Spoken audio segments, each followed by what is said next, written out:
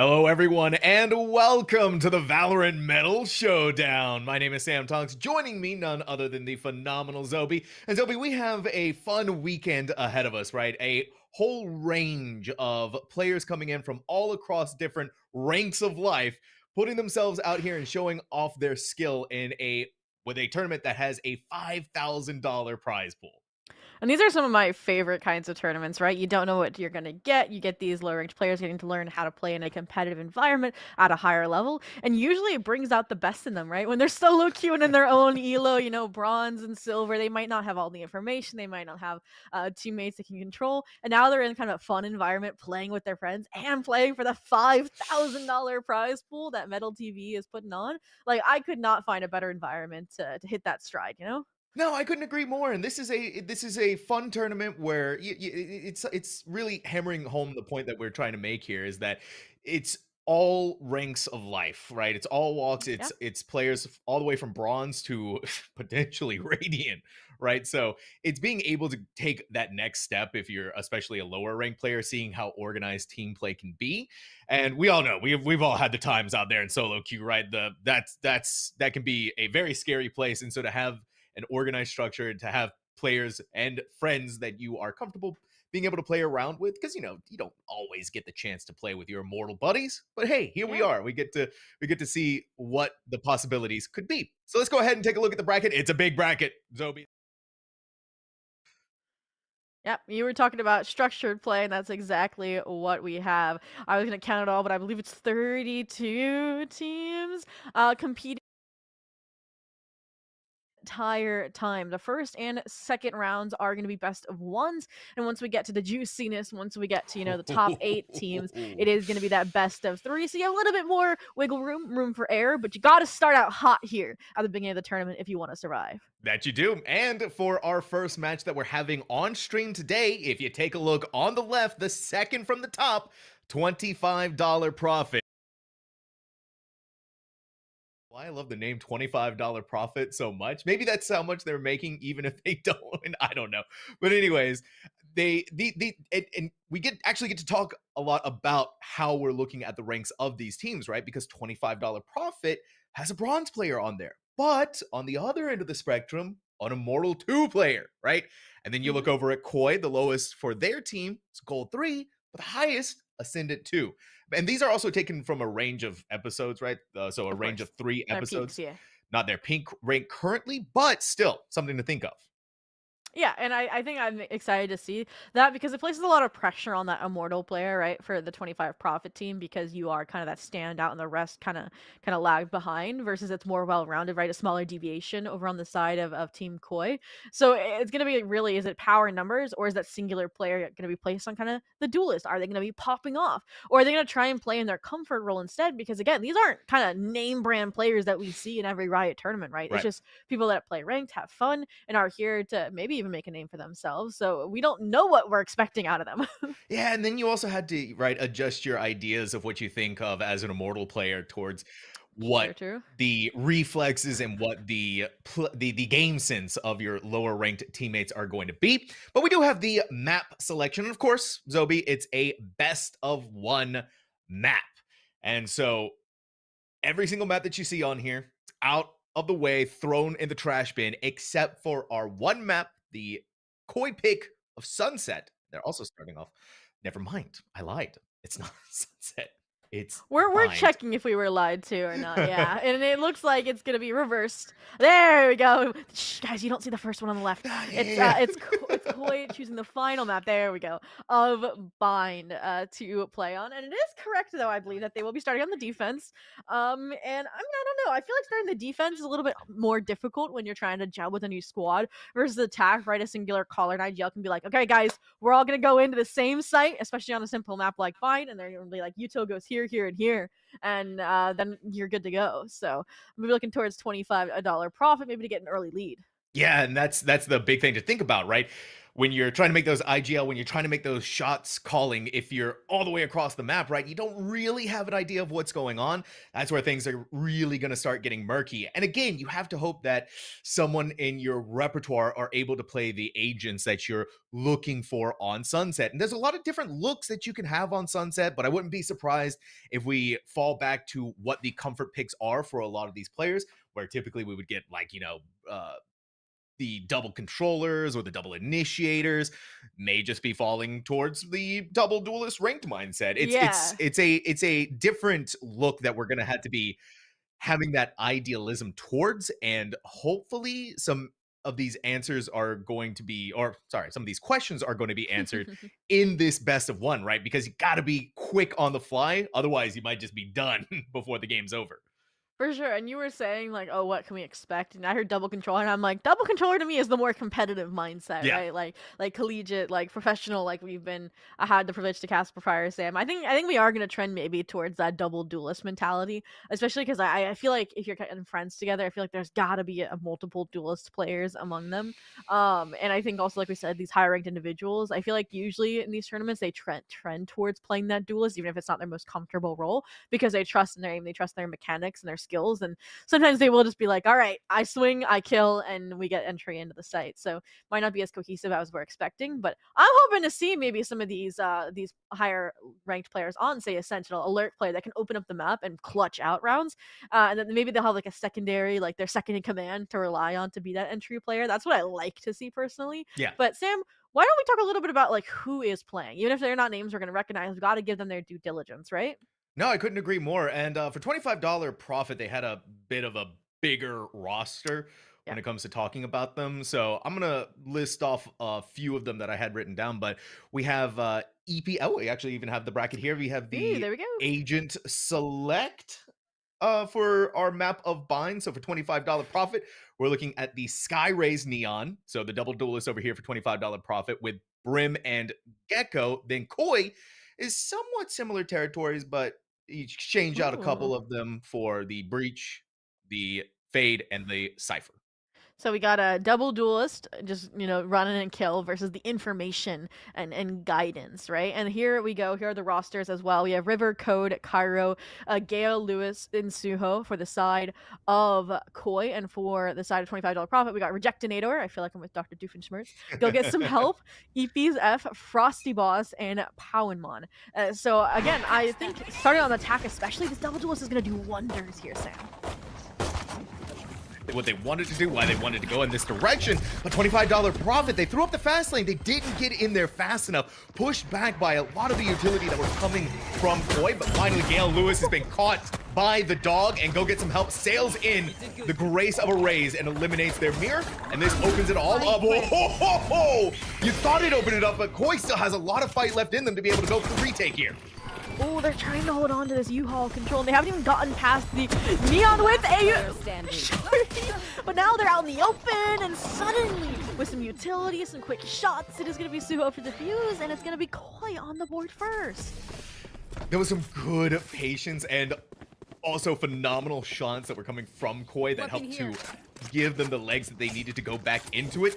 And you have the higher rank on the Neon, right, for the $25 profit. The bane of everyone's existence right now in the form of this agent, but it kind of got a little lost somewhere in the sauce. So hopefully they can get that back, and warm up a little bit more, get an idea of what they need to Mm. do, and get things back on the table Yeah, for yeah. $25 profit. Go Get Some Help is actually the immortal for that team, right? So they were the one double satcheling and clearing out U-Haul, and then EP again tried to be that second in command, tried to follow them up. But now they're trying to be the distraction here, maybe trying to weed out some of this utility, and they are going to get caught in the trap that is Hookah, and it holds down temporarily, but now the cage is sprung and squeezed the trap.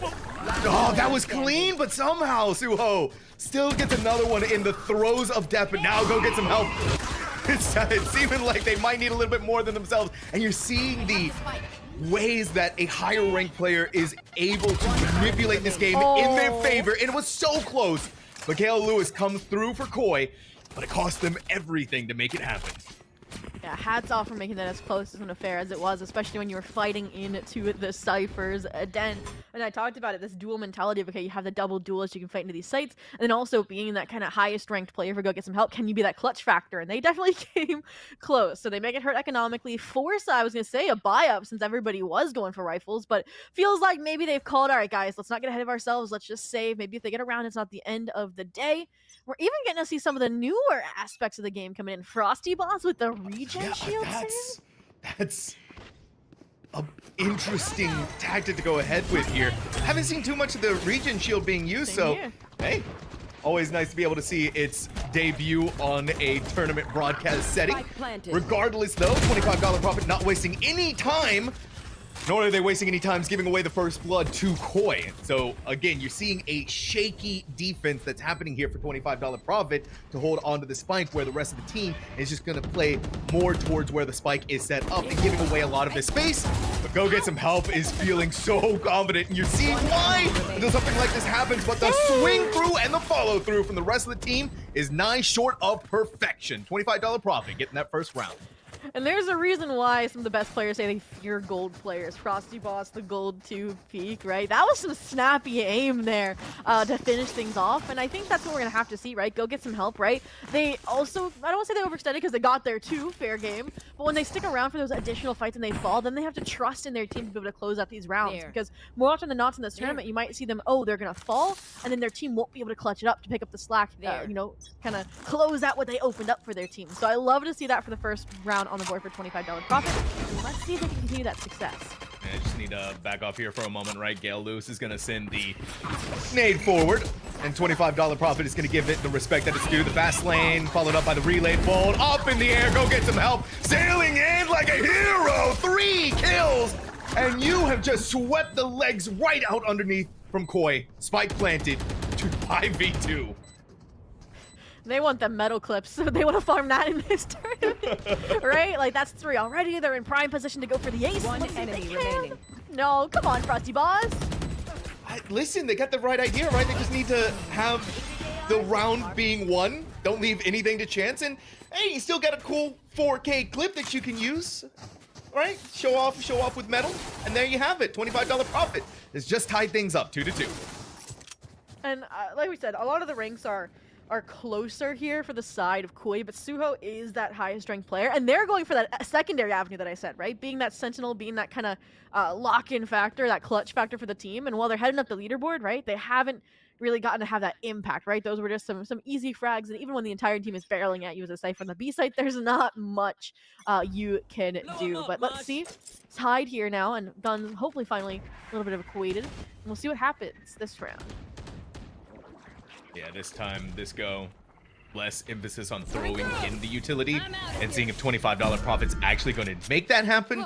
Interesting choice, though, from EP, right? Use the fast lane, go inside of the TP using their sprint, and try to bait over the rotation from Koi. Worked for the most part, but the issues that we're having here now for $25 profit, they took too long to get onto the site, and Koi has reinforced it once more. As long as $25 profit, though, can be patient enough, should be able to grab something, because Koi has given up a lot of the sight lines of where these players are. $25 profit is going to respect this for as long as they can. We're still seeing some of that utility happening, but finally things are going to go through. Unfortunately for EP, you can't quite get away from the tripwire, and Coda's going to follow it through, but Go Get Some Help. Oh, I don't think they need it right now. And I was concerned when Suho popped the cages a little prematurely, but they do their best with the wall bangs. They get a few shots. They hold their own and keep this a 3v3, but with a weapons disadvantage, it's going to be hard for Koi to fight back in. So got to use this utility, maybe dip even into the orbital strike, but they haven't cleared this corner. No, they get to just hang out here, and unfortunately for Cairo, range working against them. Rejectinator inside of Garden. Go Get Some Help on track for Oh! And there you have it. Denied in the previous round, going to get what is theirs this round. Yeah, as I said, they were only denying the inevitable when Suho popped off to claim a few frags last time. Not only does that ace, you know, cement themselves as an individual player right now in this lobby as 16-3, but it also flips the scripts and gets them into the lead. But We're gonna see. Hopefully, I think this is our actual first round bye to buy because again, how kind of rocky that bonus was for Koi. They couldn't really.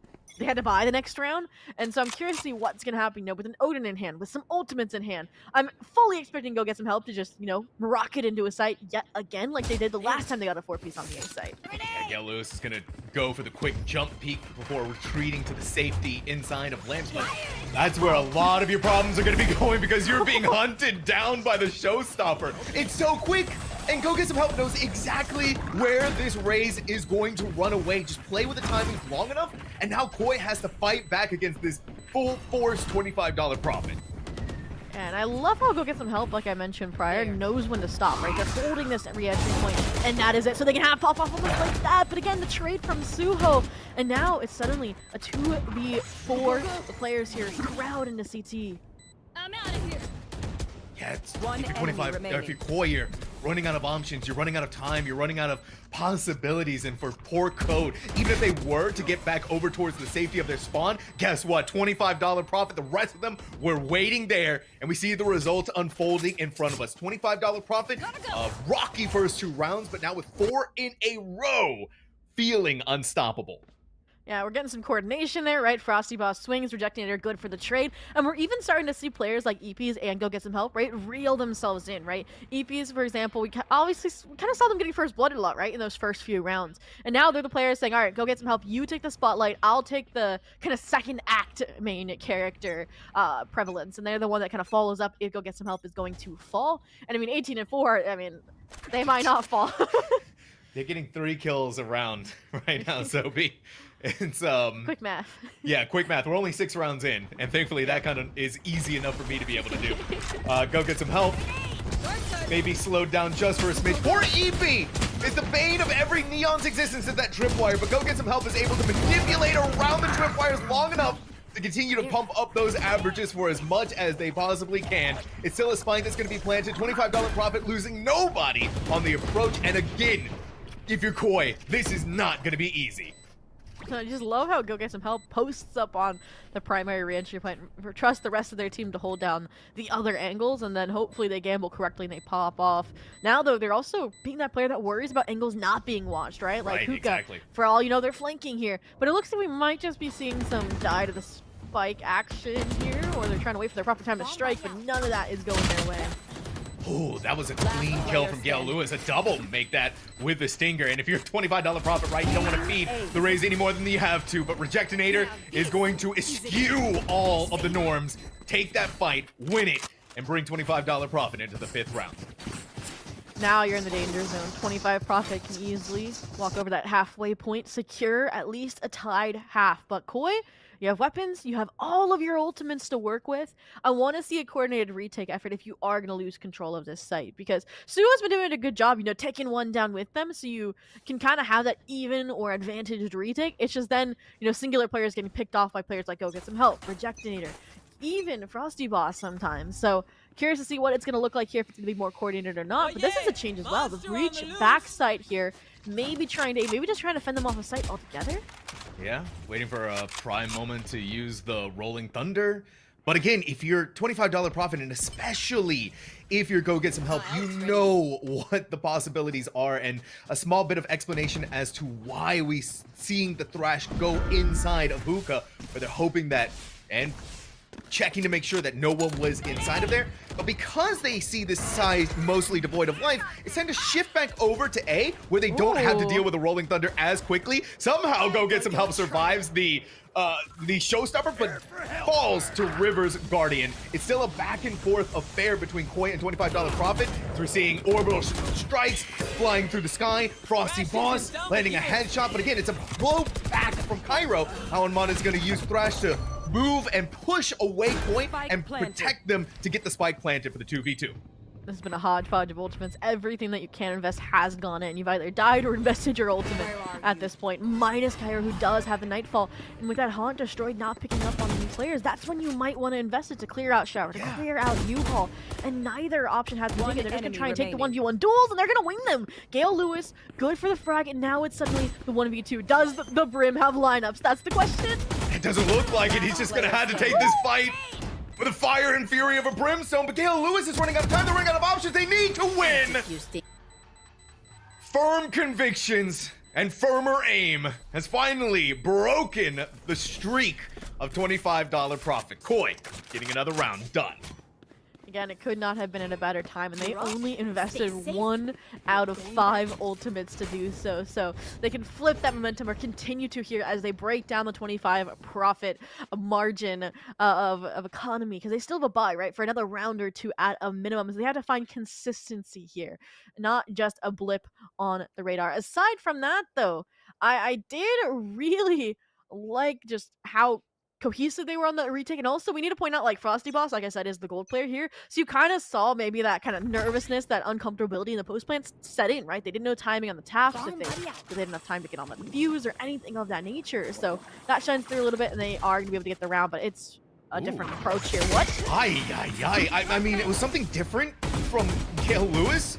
Maybe feeling a smidge overconfident coming off of winning the previous round, but it cost them their life to make that happen. And now we're going to have the commitment of the Brimstone Koi orbital strike to stop Wingman from planting said spike at U-Haul, and then you use the Rolling Thunder. Every single opportunity that $25 profit is going to try and have to get this spike planted is being met with an army of ultimates, and now Suho, the Ascendant 2 player for Koi, is needing to step up for this team, and a phenomenal fashion is going to make that happen. But this is Go Get Some Help, the final raid boss that Koi needs to beat.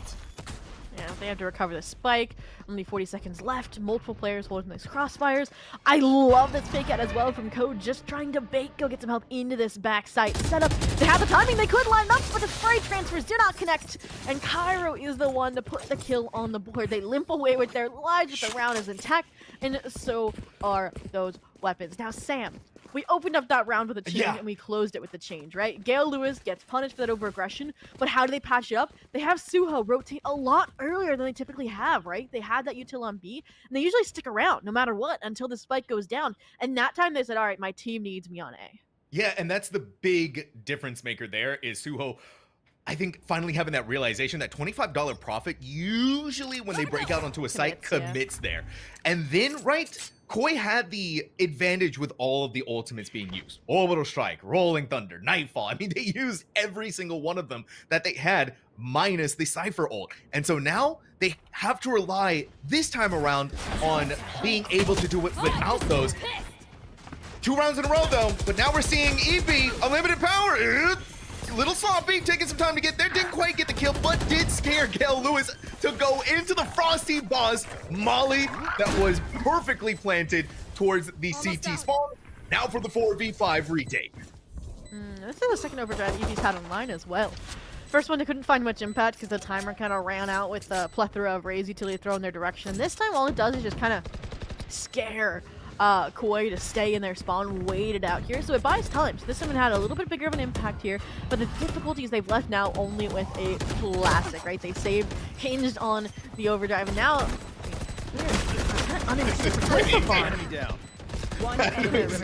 Absolute insanity, but Frosty Boss, the gold extraordinaire. Wait a minute, hold your breath. Hold it all into the ground. They may not get the ace, but it does not matter because they clutched out the round by themselves.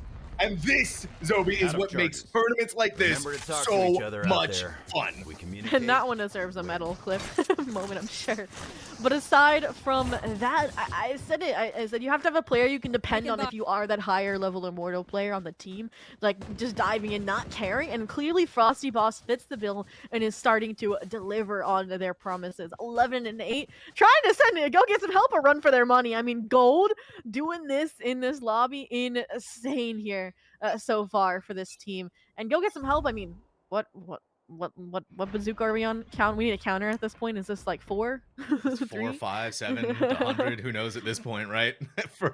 Well, production is saying 4, so we'll go with that. Yeah. But that is still a ridiculous number, especially when we aren't even. We're just 10 rounds in. Go Get Some Help. They're happily flying through the air, but unfortunately, it's Suho's tripwire that slows him down for a moment. But still, Zobi, I don't know how. It's that extra little bit of game sense to know that someone is going to be hanging out in some direction. Unbelievable. I mean, I'm just impressed that I think that shot, I can't tell if they were illuminated by the trap wire, but Suho hitting that through their own cage while Arrays is satcheling in with a rocket, like, insane moment here. But this is what's been my problem is Koi gets so hesitant on these retakes, right? They just wait for 25 Profit to make a mistake, to get overzealous, get overeager and peek into them, and it never happens. When they finally get to business like this, they're gonna hopefully run out of time or chances. Yeah, Projectinator putting their foot down on that round, screaming and dragging $25 profit through on the back of a 3K. But now we're looking at the final round of the half. And this is not the position you want to be in if you're Koi. You're struggling to cobble together something. The return of the region shield once more here on the side of Koi from our Breach players. Pretty cool to see. But how are they going to try and reach that 5-7 goal line, right? Where $25 profit, you know, 2 rounds ago, it was feeling a little grim, but they got their bearings back on tight, and they are primed and poised to be able to, at the very least, go into the second half with an 8 round. Yeah, we talked about Koi saying once their roles and invest in them. Well, 25 Profits, they continue trading them out here. So they always have an entry option, whether it's a rocket, whether it's Seeker. And they also, on the opposing side, will always have to face against Su, who is here with the setup, with the Vandal one, unfortunately isn't able to find any more than their one. And this is where it's a struggle for Suho because it takes the rest of Koi to get back there so quickly. But where the detriment was for Koi, the firepower, the weaponry was not there. They still managed to eke their way through. And, you know, you gotta use that showstopper on somebody if you get Lewis, so why not your own teammate? And what was the prime difference for that round? They didn't hesitate on the retake. They just dove in while Suho was still alive, anchoring that B site, right? Where there still was chaos, where 25 Profit had no time to set up in those post-plan positions that are so hard to dislodge. Because we've seen they have coordination. When one player falls and swings, another goes for the trade. And I mean, I'm looking at this squad, and every player has had an impact for 25 Profit, right? Poundmon maybe not taking the spotlight, but they have been getting that plant down every single round with the wingman. We've seen it on the little side cams, right? They are doing their job and allowing this 25 Profit team to be a well-oiled machine. So now with the 7-5 half, where they're going to be dismantled and expected to have solo performance on a defensive approach, I'm curious to see who is going to step up. Versus Koi, we mentioned it, the attack side should be heavily favored for these pug-ranked mixed-level squads. And not only that, too, right? They're working with the double initiator. Oh, Projectinator. Saw something on the other side, but they've been stunned out, and they're going to dip over into a rough corner. Look at this, though, from $25 profit. The double duelists are popping in through the TP, and they still manage to get someone else to go along with it. But satchel kill. Give me a break. And then Gale Lewis flushed out. What is going on here with these satchels, Sophie? I am shooketh. Alright, if you had a satchel kill on your bingo card, you know, maybe that's good. If you had 2 satchel kills on your bingo card, that's appalling. And so are those shots. Both the teams now have a really low player and a player with semi-favorable HP. They're going to go for the TP play, should have an abandoned A site for the plant at a minimum. So it's really to come down to this post-plant repositions, and if they expect both players coming in through shot. This is getting a little scary, right? Especially if you code, you're wondering where they could be at. Are they going to come through CT, or are they going to come through our flank? And you need to have the 2 players left remaining to be covering all of these angles and all of these possibilities, including Shower. And it feels like Code kind of has that right idea. They're looking at it, but the position they're in scares me so much. Time is really starting to tick away if you're $25 profit. You have to go down and look away from the last second. Timing insane there to go along with it. Now it's up to the moment for the bronze player. Wingman defusing the spike. They didn't get rid of it, but they did it just in the nick of time. Oh my goodness. This was a roller coaster of a round that still ended in the favor of Koi. Oh my god. And the Poundmon, I was like, oh my god, it's finally your time. We're gonna clutch out this round. Like, as that Gecko, you told you had all of it in your hands, right? Like, it was a beautiful Dizzy to clear out the close angles. The wingman was on. I really wanted to see go get some help, just tuck away as well, right? Don't seek out that final player, right? You got the frag onto the breach. Let the wingman do their job. Just hold it from Showers alongside your teammate, because you were super low. And unfortunately, that means it goes way of Koi. And Koi now is the one-way ticket back into tying things up, unless this 4-stack can catch them off guard. Oh my word. This little bit of insanity Cairo running out of bullets at the very last moment. Still got rid of EP, but it's going to cost them their weapon. And now we're seeing over the other side. Projectinator blinded to go along with it. Still, we're seeing so much chaos happening in Fountain. We haven't even gotten to the site yet, Zobi. And here comes the indecision I mentioned prior, right? Like once they find themselves in, okay, a mid-round moment, they have to decide how they want to retake, or in this case, how they want to re-exec, they pause. And that gives these players, like Go Get Some Help, the time to push up, the time to reposition, to get information. All right, you gotta go prepare. They're coming towards you, since I've heard nothing over here towards Caves, over towards Link.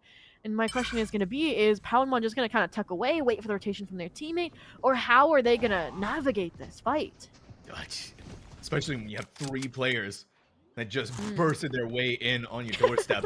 And if you're Palmon, right, you're going for the swing, but Code backs off, playing it safe, knowing what the gecko was.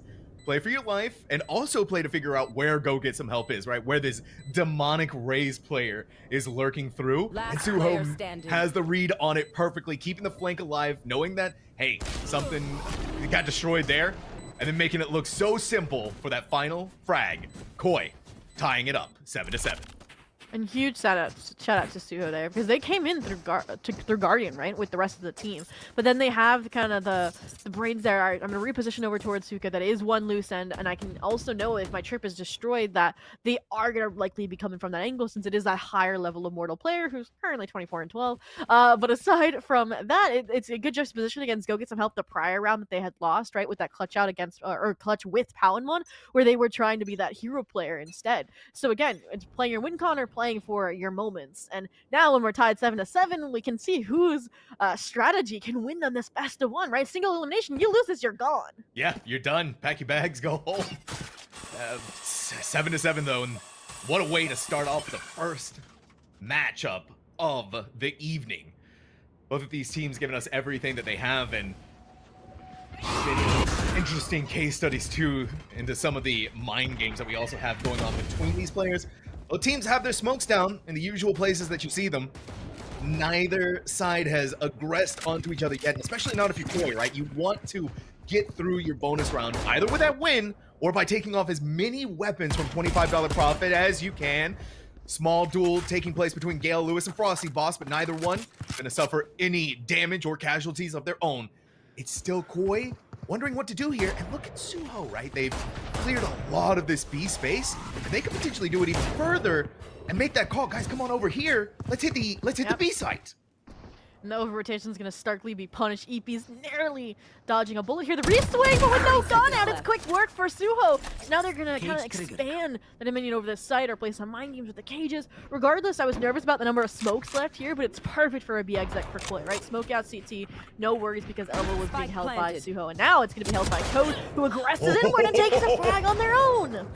Unbelievable here for Koi, right? They're getting the weapon upgrades. They've got so many things working in their favor, but if Go Get Some Help could isolate those 1v1s, there was a possibility. Thankfully, Koi, cooler heads prevail. Play with your teammates and play to get those W's. The first time since the first 2 rounds in the first half, Koi is back in the lead. Poor Palmon just fighting demons there to end out the round. And not only, like you mentioned, did they have consistency in the lead back, but that was an anti-eco that they just won, right? The beautiful coordination, like we mentioned, they have identified Go Get Some Help as a threat, and what are they going to do? Stack up numbers on a Code, River, side by side, take down the raid boss, and then keep control of that B side at post plant. And really, like, I'm loving how they're using Suho as well. We talked about how this team is going to be well-rounded with maybe a sparkling light. Well, Suho's using their kind of elevated frag potential, being the highest rank in the lobby, and next to Go Get Some Help to find these openings, to look for the objective wins over the, okay, I'm going to get a 4K, an ace, and win out the rounds that way. Yeah, a lot of rougher times here for $25 profit, but it's again Suho on that sojourn by themselves, lurking up all the way through Garden. The double duelists are hiding out inside of Hookah, waiting for Suho. And especially if you Go Get Some Help, you kind of have an idea of what Cypher players like to do, and you have such a strong hold on that Garden. The second Suho comes out through there, you better be ready to take that fight. You see how trepidatious they are on top of that? Way. They are not ready, they were not prepared, and they were not aware. And so now it's on the shoulders of EP to help out their Rays with this Bucky, but Gale Lewis just that little bit extra ahead and is completely rammed through 30 Hookah seconds left. powerfully. One enemy remaining. Oh, and I just want to let this pan out before the conclusion is drawn. I mean, they know where the brimstone is and U-Haul. They have a spike down on the B site. So this was quickly flipped back on its head after they lost that first blood. Sue over towards Garden. And I was so proud of $25 profit, right? They're like, all right, we're not going to make the same mistake twice. We're going to find Suho and we'll be set. I really wanted to see go get some help, have trust in EPs with that Bucky and Hookah, and go get that weapon upgrade, right? Like maybe call your brimstone over to smoke it out for you so you don't get traded from a player Garden long. But either way, that didn't happen, and as a result, this is the 1v4 that there's really no hope for Frosty Boss to win. The 3-piece for Gale Lewis, and it is now a 2-round lead for Koi.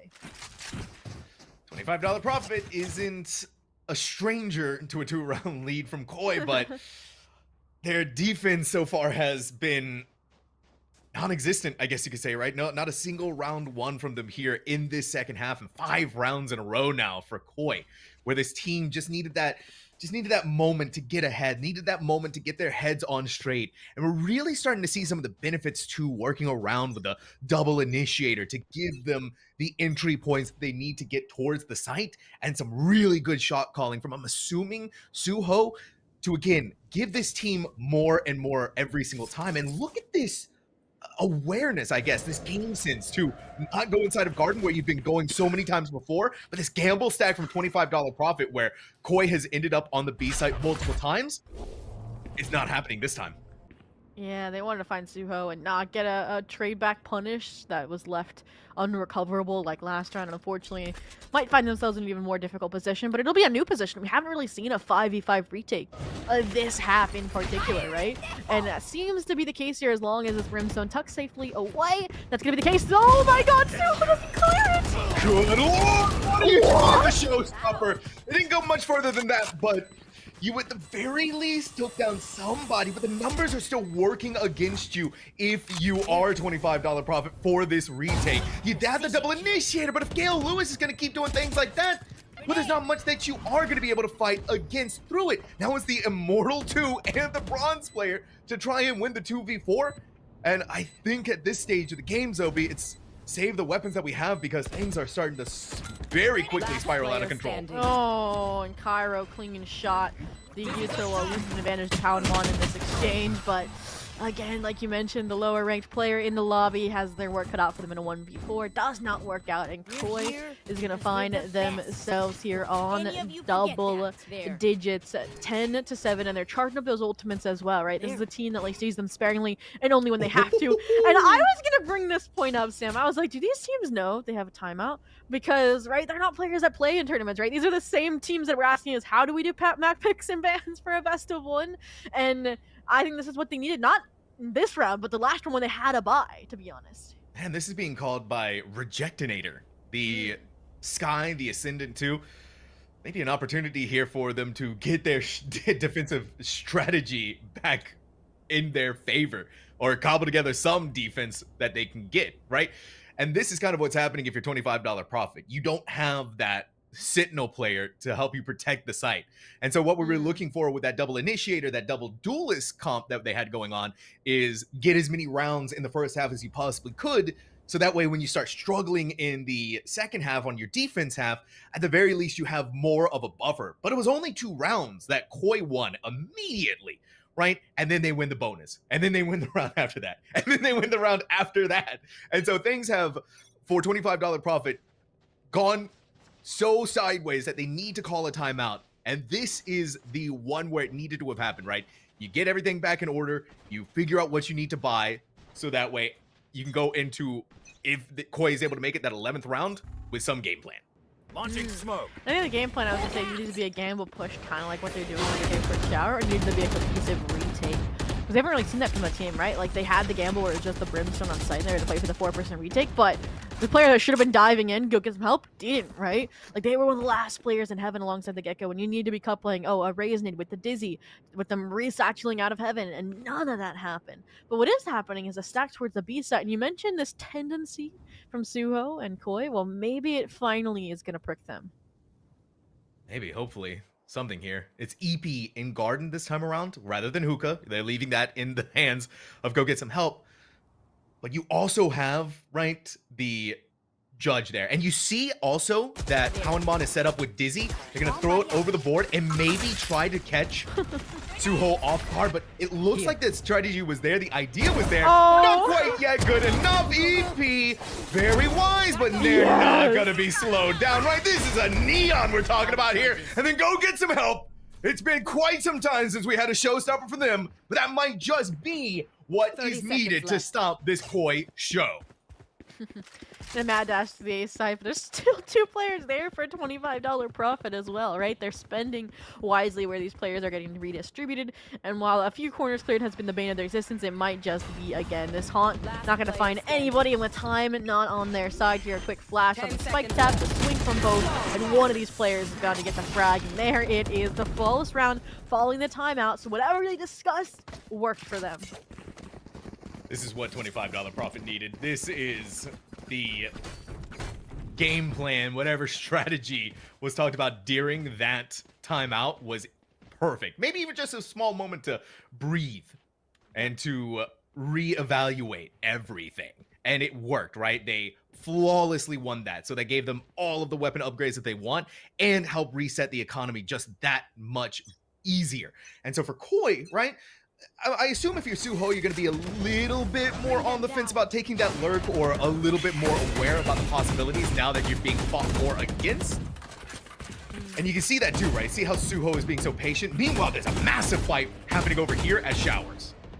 Yeah, this happened last round as well, and Koi just completely, like, backed out, right? Fight or flight, and said, all right, we're headed to the B site where Suho was trying to make waves over towards B long. In this round, I think they tried to fight a little bit more. Now they've stuck around. Now they know Rejected Air is trapped in this corner. So I think they're trying to make changes, which I like. The question is going to be, will it modify its outcome? They're trying to play the timing game, but Rejectinator moved the second that smoke went down, and it covered them well enough to be able to escape with their life intact. However, while that entire ordeal was going through inside of Showers, Gale Lewis had gained a lot of space here for Koi. They're still keeping an eye on lamps in case anyone comes through there, but it's only 2 players, and most of those are centered towards Showers, towards the other side of this A side. And the second, if they can find the legs to get onto the side, could get something there. Immediate trade out from Code, and now fought back against with the Orbital Strike. Koi's gonna go inside of the TP, a $25 profit in the middle of their rotate. Did not go very far, and it's Go Get Some Help. They can only get the one. Poundmon, the bronze player, stepping up to the big leagues. Oh, and they got Daisy bait for the shot still on the line, and it's a 2v2. 10 seconds left. The spike's going down from Suho, and now there's no ultimates left for $25 profit other than the overdrive. EP, you're the thing to the lobby. Can you bait off your team? They knock them down, live up to their name, and we are not even close to finishing these things out now. 1 round separating these 2 teams. First match of the day, right? This is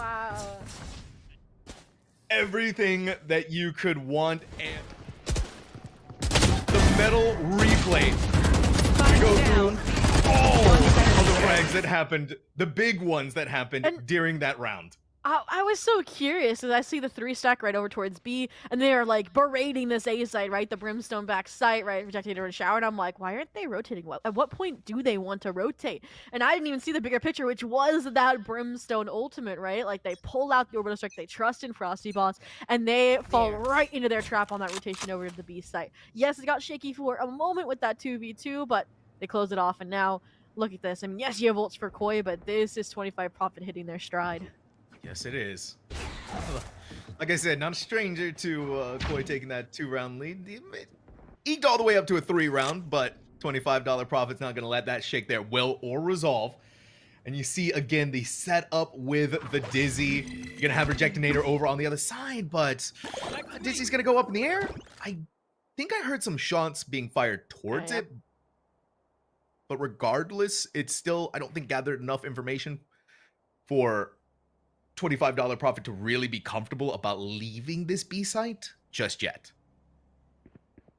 Yeah, I mean, the fact that it was shot, I think, is what keeps the players here, right? I mean, you do know it could just be Suho who always lurks over towards Fountain, but look at this, the mass rotation over towards the A side. Huge dependency on Go Get Some Help. With the angle they were posted up on, I thought they had an op for a second, but no, it's just the Vandal and the trust in their aim.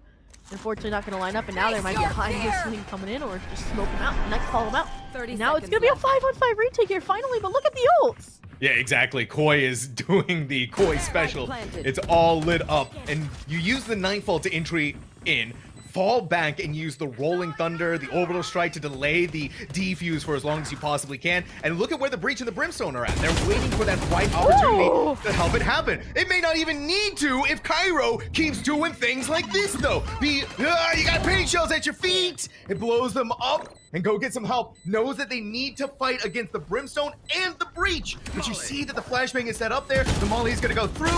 It was Coda over on the high ground. Now you've left it all in the hands of Rejectinator. But there's an Orbital Strike, a Rolling Thunder. did I sign up They're just for going to this step into that. They're going to try and bait it out. But a perfect swing from Koi Wow. denies any hope of that happening. We finally got to see that semblance of a cohesive post plan as well, and they didn't even need, like mentioned, the Rolling Thunder or the Orbital Strike. And I love that Rejectinator, right? They knew they had to push up, right? They were the one clearing out shower as well. Go Get Some Help was one trying to clear out short, and whoever found, right, their mark was going to hopefully win out their duels and get those ultimates off the table so somebody or Wingman could get on the bomb. But Pow and Wan dying early off of that Dizzy, and their teammate not really being able to enter alongside it, I mean, meant that strategy, that retake was out the window. So 11-9 here. All that effort could be for naught as Koi is one off from map and a series point in this best of one. And those ultimates are still a fear factor. Massive fear factor. I'd even go so far as to say that. Go Get Some Help. They do not get Ouch. detected by the boom bot, and Rejectinator is going to remove it from there. And instead of Gale Lewis pushing in through that angle, they're going to regroup inside of showers where, for the most part, the Prowler had cleared through where it needed to get them inside of that angle. But, right, different places, different ideas, different strategies. And $25 profit is going to profit massively off of the back of that. I don't know if they realize that Go Get Some Help hasn't left yet. They're just going to hold their ground here. 3K before finally being brought to heel, but that may just be enough to do what they needed. Frosty Boss from beyond the grave is going to drag Cairo down along with them. Wow. And I mean, we said it, right? It was a fear factor, and clearly 25 profit, and more particularly Go Get Some Help, was going to capitalize and conquer their fear, and they get ahead of the ults, which was the big plan there, right? Like, they're like, okay, we can't let them get on site. We know their post plans are clean. We know that's what they're going to hinge on for this Rolling Thunder and this Orbital Strike, so we strike first, and that's exactly what they do. Now, I did like from Koi, though, right? They kind of identified that they weren't fighting for showers anymore, right? I think that's why we saw Cairo and Gale Lewis taking that approach instead. So now what's going to happen this round when they're fighting for it here again, right? Look at this. Rejectinator going for it. Flash out. They know they're there. How many more times can this happen, though, right? How many more times can Rejectinator tempt fate Oh! by playing inside of that same corner in showers? They're trying to bait them, but Gale Lewis is on the other side, too. And Eepy, unfortunately, Prowler down into the ground, and Go Get Some Help. The aim failing them at the moment where they needed it most. And this is huge. The Neural Theft is going to detect where $25 profit is, where they thought it was B. Not today, though. I like the really quick pivot. Could also be a save call really early. You never know, since it is going to be that map in series point. But as they go scrambling back to the A site, it seems that is not the case here. But with 4 ultimates on the table, I think they just want to take the ultimates off so that it isn't that clutch factor, right? To just avoid any OT occurrence. Because a 2v or a 5 is going to be difficult no matter how you spin it. I mean, at least one enemy with 2 HP, but that's all they need! Oh, 2 HP, a dream, and the reliance on the rest of your team, Zoe. And if there's ever a way that you want to go into the final round of the map of the series for yourself and your team, it is by a flawless nature. So you're set up, you're good to go, and you still have the 4 ultimates. Just go in with a Gale Lewis showstopper and $25 profit with a 3 stingers. Eepy is going to try and don the cape with that operator, and Powenmon has a Vandal, but at this point of the game, if you're $25 profit, you're kind of hoping for a miracle. I mean, for sure. I mean, the 4 ults are so scary. I mentioned it, you need that first blood when you're up against it, and that's what EPs is trying to do with this op, trying to find Suho. But this time it's going to be the Brim and the Cairo! And River just valiantly unafraid. He's going to swing it, but so is this double show. So coming out left and right. We are going down with the ship if we are going to go out now to 25 profit.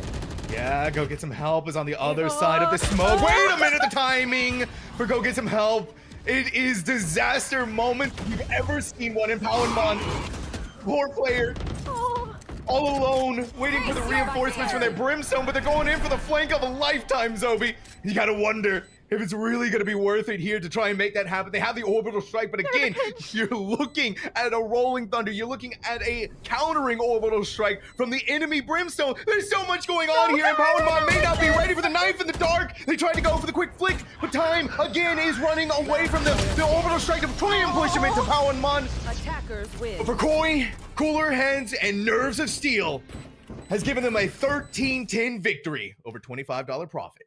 And I'm sorry, that last round, I'm just picturing like a sad anime moment where it's like the two main characters are like trying to get each other to survive. Like the orbital strike comes out so they can flush Kyra for Poundmon to kill, and just doesn't work. Both will fall with their team and unfortunately end their journey as well here in the Metal TV Valorant Showdown. As again, single eliminate, a rough format, but unfortunately it claims its first victim, Sam.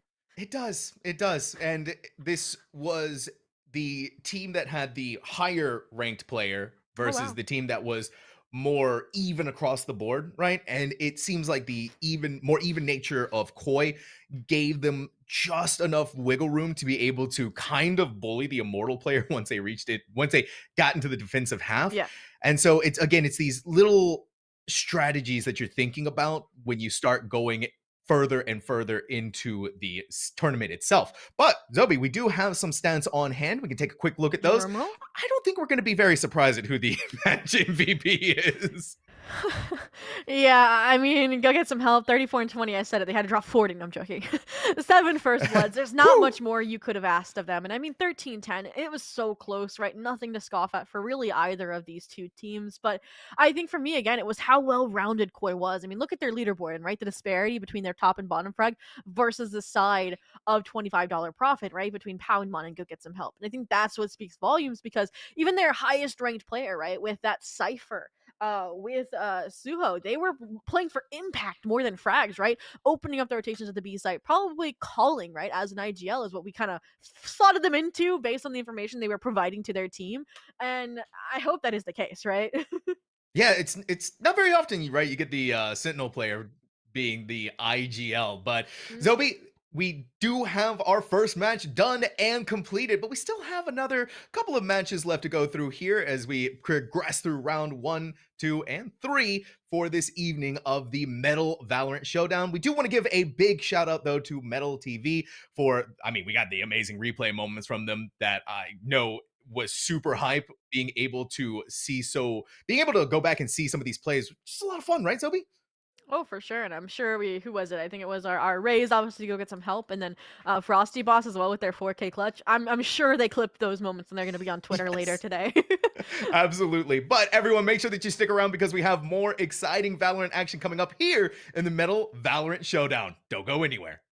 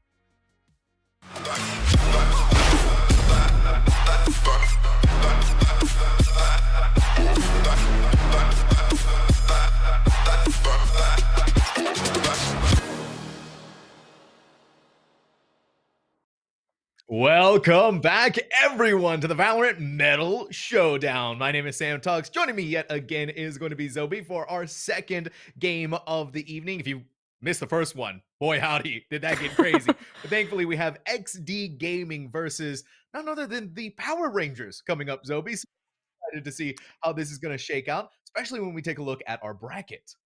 Yep, we got now 7 versus 10 seeds here, and we've narrowed the pool down by half, but they have yet to escape sudden death, the best of one territory here in the Metal TV showdown. As we said prior, it's the first, second round, our best of ones, and then once you get into those quarter, semis, and grand, it is best of three, so a little bit more wiggle room, but for now, sudden death. Sam. Yes, and this is where you're getting closer and closer. You're starting to eye that prize pool just a little bit more judiciously this go around. It's a $5,000 prize pool, so a lot to work towards, especially if you're the 7th and the 10th seed. But let's go ahead and take a look at the map pick bans. A reminder for a best of one, all maps but one is what we're going to be playing on for today. And I'm personally very, very excited about this one, Zobi, because I hope you're ready for an abyss. Yes, and hats off to Power Rangers banning a bind so we don't have to cast it back to back. But I'm super excited for Abyss, especially because I was digging into, the history of these two teams, aka the only best of one they just played. And we do seem to get both squads being double duelist squads, so some Jet Yoru action could go a real long ways on this map in particular. And I think we actually had one team play Jet Yoru, which was XD Gaming, so they're going to be right at home, and it makes sense that they picked that map compared to Ascent. Yeah, no, it makes a lot of sense. So I'm interested to see what's going to be happening on the newest map in the pool, right? We've had a little bit of time to work around with it, but I think for a majority of our ranked players, it still has that kind of new map smell where you're abyss. So having that little bit of an extra mindset from XD Gaming to go into Abyss in the way that they did just feels like they are ready to be cooking something massive here for us and something that they feel pretty confident with going into it. And especially when you consider the size of Abyss, right? This is the two-sided map, or it's a two-side map, but it's very, very big. And there's a lot of angles, especially for the defense, that you need to keep an eye on, where if you lose out in that mid control, right, the attack has so many options on how they want to flood through the sites themselves. And that's not even mentioning the different sneaky corridors like through vents or through library or something like that. And I was gonna stop myself from saying it, but I can't, Sam, and you made me think of it. We're probably gonna see more players falling off the map than normal as well, since it is a mixed rank attorney. So that'll bode for some funny moments, maybe some clippable moments. And you said we were gonna get a surprise, and by golly, do we get a shocker? The Clove Deadlock mix here for XD Gaming. It's not the double duelist I maybe promised of a Yoru Jet like Power Rangers is running, but I think it's gonna be just as aggressive, especially if one of those duelist players did switch over to the Clove, because they're not dead yet, and it is that kind of secondary aggressive controller. So I'm excited to see how that's going to work out. Yeah, the only thing that I'm going to be imagining if you're XD Gaming on that Clove, right, is that if you're Power Rangers, you're going to be prepared for Clove to be more towards the center of the map, right? It's very, very big yet again, and for poor Clove, they try their best, but Yeah. you really need to be very aware of it on the B or A site. And again, if you get caught off guard while trying to set up your smokes in through mid, you had to be so careful on that angle. Yeah. But for XD Gaming, starting off on the attack and for Power Rangers, I think we're a little flipped here maybe, but regardless, you're starting off on the defense, you have the double sentinel, could work out very well in your favor. This is true. I mean, I will say that. Oh, first off, our jet on jet violence. Let's not put it to a stop just yet, because that was a spicy way to start off the pistol here. But yeah, this is the benefit of that double sentinel on the defense, like you mentioned, is kind of you can put up a wall and then fall back, right? And once you see that wall's broken, that's when you know to rescale into the site. But there won't be much rescaling if the entire team is gone before you can entry into a site. Now, you've lost your duelist, you've lost your smokes, at least one of your duelists. Now what do? Yeah, right. You're struggling to regain any semblance of a attack strategy going into this.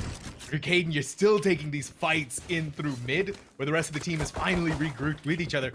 There's so much blood in the water right now if you're XD Gaming. But Power Rangers isn't enthused by any of this, and they're trusting so much in the XO Cypher, right? You have the tripwire, you have the camera right there. you're really under no pressure if you're them, and you dodge the sight lines of that recon bolt. You may even walk away with a pickup onto Lucy. They TP'd over on the other side. Sexy Lego figure on the high ground. They look down below them where the final player is. And flawlessly stepping into the first round is Power Rangers. I mean, first off, just the pacing between this and the bind we just cast is drastically different there. And the fact that they're still able to navigate where exactly XD Gaming is fluctuating between the A and the B site and how they end over towards the B site. Or sorry, Power Rangers ends over towards, or sorry, I'm off on my sides again. Power Rangers is able to track how XD Gaming is fluctuating across the map. Was very, very nicely done there. And again, I was going to talk about this in the pre-show as well. Sexy Lego figure was that secondary duelist. So again, right at home on the globe. Blocking movement. All right. Got Power Rangers in the lead, able to buy up on those weapons. That's insane from Lao Fei. Even more insane to be caught off guard and win. Even more insane that they keep doing it. And finally, the ejection cord has been pulled, but you're gonna walk away from mid with a double kill and a massive smile on your face, using only a Sheriff Zobi. And they're a diamond here, right? They aren't even the highest rank in the lobby, and they're like, I'm gonna take the fight to these gamers and show them what's up. My people has your name on it. And I think that's the second time in a row they've gotten the first blood as well. They diffed the jet last round, and they've done it again. So again, XD Gaming not off to a good start. They've taken on Orthodox route, and unfortunately take them right into a net. Oh my god! And then the next level thinking from Lao Fei to pinch in through Vince, where XD Gaming could go anywhere because they get caught inside of that net. That's an insane play here from Power Rangers, and the metal replay is going to give us a taste yet again of what's happening here. Man, does it deserve. That means 4 Deagle shots, like 2 of them like so clean. Like that kill we were just robbed on the Yoru is like just the cherry on top, right? Like 2-0 now here for Power Rangers. The confidence, we almost got a third round operator buy as well from Leve Fei. Like, okay. Yeah, I got scared for a second. I was ready for XD Gaming to start fighting their demons, but thankfully, a little less demons to worry about here. Dankbrad is going to get rid of the Yoru clone that was walking its way through the field, but Lardis meeting so many different obstacles on their way onto the site. Lao Fei doesn't need no stinking operators over. You give him a sheriff, you're gonna land headshots just like that at the blink of an eye. Power Rangers, they are not messing around, Zobi. This tempo, this pace, and this destruction that they are giving us is a work of art. Spike down B. I mean, just the rotations on point, the utility, the coordination there between even if the Cypher would have fallen from the top swing. I like the bait here from Caden off their trap wide, but even that cannot save them from the trades that are impending. So 3-0, a beautiful bonus conversion. They didn't really invest into it too heavily, right? They had the Bucky, mostly Deagles. Like, that's gonna pad the pocketbooks very nicely. It is, right? You confidently stride through your bonus round. You lose out on the players that didn't really have much in their pockets to begin with. You get all of these weapon upgrades, and now for Power Rangers, the success that they've continued to garnered is just been multiplied tenfold almost, it feels like. And for XD Gaming, where you were banking on being able to win that and stop Power Rangers in their tracks, well, now you've just been frozen down into the ground, and this jet can't get away with it again, surely. Oh, for sure. And here we go. Nice little trade this time, so Leve can't go unhinged, but Sexy Lego figure surely is. Nice shots, nice trades. Lawnmower now looking for their own, but they're surrounded, and the Deagle shot somehow, the dependence on Caden really nicely placed as well. So finally numbers for XD Gaming, closest they've been here probably to converting around. Can they close it out? I'm a little bit nervous of what's happening with our Sova player. I think they might be experiencing some technical difficulties, but Power Rangers are still gonna work their way through. EXO, the lone Cypher at the moment, it has to win out in the 1v3. The good news is, though, XD Gaming is bleeding, but they're gonna walk right into the arms of Caden, who had full HP. They're full on their health. And now we're in this awkward moment, Zobi. Ooh. All right. Yeah, awkward. Just staring down the Sova. All right, there we go. We'll probably get a little tech pause, will be my guess here. You know, the Power Rangers do need to morph down, you know, after they power up, right? And the 3-0 is a heck of a morph, right? So this could just be their their recharge period before they clap back, but a great break in the win here for XD Gaming. I think the big thing is, right, if the Sova was there, this could have been a very possible round for Power Rangers to have won. But I think we also are starting to see a little bit of hint from the overconfidence of Power Rangers, right? Where may need to reel things back in a little bit. But Metal Replay is going to give us some good looks at what was happening here. And that lawnmower headshot was kind of the sort of ball that needed to get rolling for XD Gaming. Yeah, for sure. And it looks like we had all the reconnects. There's not going to be a rollback or anything. Because, I mean, like you mentioned with those clean shots made, I don't know if it would have made a difference, right? For the reconnect from Dagrat. But aside from that, we're back in square, ready to go. The Deagle posted up, or sorry, the operator this time posted up on a B site around that Cypher setup, which is an interesting approach here. But is this a... What kind of lineup is this? Zobi, what are we doing I know here? you're retired, but Jonas, get over here. We might have a new lineup for you. Where does it land? It lands backside A. Crazy. What's even Lele crazier? tracks it, yeah. I know. That is next level forethought. I assure you that if you're at Agartha, you're like, what the heck just happened? How did they know that was going to be there? But anyways, so a little bit of tip of the hand that the action could be happening towards A, but you have your Yoru lurking towards the B site before going back in with this mid push from the rest of the team. Whoa. Unfortunately, it's the operator that's singing a different tune. Leve again. Back to their nice first blood record. Trying to repair it here after the last round loss. Now they're going to fight into the deadlock setup here. Lele just 2 for 2 on the darts, denying any information, but they are not going to deny this entry off the paranoia. Oh. Beautiful depth of shots though. Why not take Snuggle because they finish them off? And Oh so my gosh! gosh. The tracking is off the charts. And they even get a nice shiny new operator, Dankrat. It's Dankrat and EXO, right? From the previous round, but this time Dankrat is here. How much more legs do they have with their Sova actually online and able to do something? Here it is, that recon bolt has seen one player, but do they see the operator right there? Oh, Lord, is the moment you did want to miss. It took him a second shot to make it happen, but there it is finally. EXO going for the defuse inside of their cage. They're sticking it just long enough to take the fight against Lawnmower, but now they know that they're running out of time. Lourdes needs to go in there for the right click. And they save the day at the very final moments. Zobi, what a picture-perfect moment. 0.18 on the clock, and yes, please, production, let's roll that replay. I mean, it opens up so beautifully here for Power Rangers, right? Like, they're doing retakes left and right.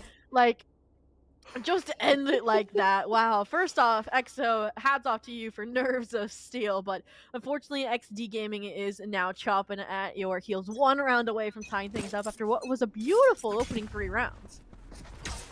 My word. I'm losing my mind there a little bit here, but Lourdes gets to hold on to this operator.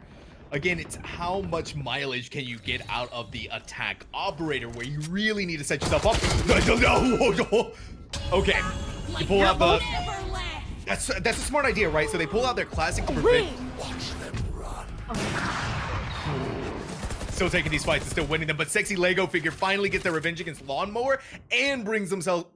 Well... Zobi. That's this a round replay has moment if just I've ever been seen. question mark after question mark for me, right? Like, I didn't think Lele was going to get around that corner. I'm not going to lie. I thought the Omen would have been able to find them, but... They, you know, TP away, and now we're down to a 3v3 with that frag from Dankrat onto Lourdes. They're going to see from the Omen aura and the player spotted from EXO that this is a B exit. Unfortunately, Dankrat is here. Can they put on this site? Can they prevent the kill? Whoa, yes. Something Dankrat. That is brilliant, my friend. Able to land the shots of the wall. Yoru's by themselves, but blinded out just enough. Lele, a guiding light in the dark, even through a flashbang. But, yeah, we got a metal replay. Very important here. Very important metal replay, Zobi. I really thought they would have spared them that embarrassment. It might have been intentional. Like, they're like, all right, no, we're not going to get the frag, but not give them an orb. But they do spare them. They spare them. We're not going to see them falling off the map here again. But regardless, 4-2 here. Power Rangers not going to let things tie up just yet. And the money is still not really safe for either team. Obviously, Power Rangers still a little bit further ahead since they had that winner's bonus built up, but Let's see if they can keep holding on. XD Gaming, especially getting some ults here online. It's been heavy mid fight after mid fight. This A main fight is refreshing to say the least. Oh my goodness. Spike I down mean, A. Lele, you had so much of the victories in the previous round, right? You were banking on being able to take those, and you absolutely do. And then the train is going to keep rolling for Power Rangers. Lave going to give us a similar look from their enemy deadlock. remaining. A little bit of crouching there just to make sure that their head is going to be safe from Lardis. And now you're all alone if you're Caden. Gonna try and win the 1v3. Smoke's gonna make things a little bit more difficult around here for that. Quick look over, try to put up a cage to protect yourself from the metal. Sexy Lego figure has just enough of an idea and enough of a picture in their head for Power Rangers to win. And I don't know if it's just the gambles paying off, but Power Rangers and their rotations have been on point round after round so that they can set up for moments like that where Leve can dive fully in because then they have those players that are easily going to be right behind them to trade them out. Aside from that, I mean, obviously both Jets at the top of the leaderboard, but I need like a Leve to Lardis counter because like Leve has been winning like the most of those engagements, I feel like, out of the 6 deaths from Lardis. Like at least half of them are from Leve, like 2 of them I think on the opening picks, so a huge determining factor here. I think they're also going to be a little bit more wary, perhaps, here towards A main after Lele was able to make a stand like that. But look at this net combo with the Sova and the Annihilation. This is lethal, Sam! It just completely Down A. dismantled One enemy remaining. everything for XD Gaming. And now Caden, they were in similar positions last time around, but this time, all they have is a sheriff in a 1v5 with everyone hunting down this poor Cypher. He could walk away with one. No, he's just gonna be a headshot at range, 145. Sophie's not enough. And Lele at this point is just showing off. But my goodness gracious for Power Rangers, Their deaths demands our flawlessly attention. done. And, I mean, a little bit like different from our last matchup. These players are a little bit closer in rank, right? Like the entirety of the squad, right? Diamond and Senate, they can queue together, they can play together.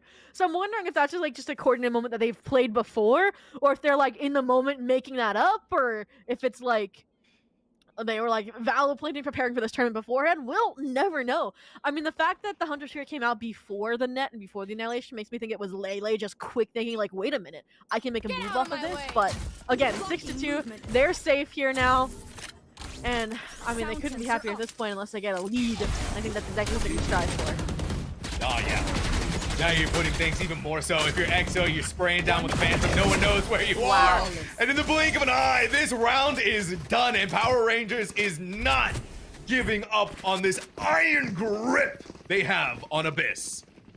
And I mean, their first game was a 13-8, so like not a steamrolling, nothing to scoff at for sure. Like, and so that's just insane here that now 7-2. This is gonna be a map. Maybe when you get to those best of threes, if you're their opponent, that you're gonna be like, all right, maybe we ban Abyss against them, because they can quickly pull up a tracker. But aside from that, XD Gaming, right? We saw a timeout on our last match, and it kind of set things up for that 7-5, or sorry, I would say that 13-10 game in the second half. Do we need to see an XD Gaming timeout here, Sam?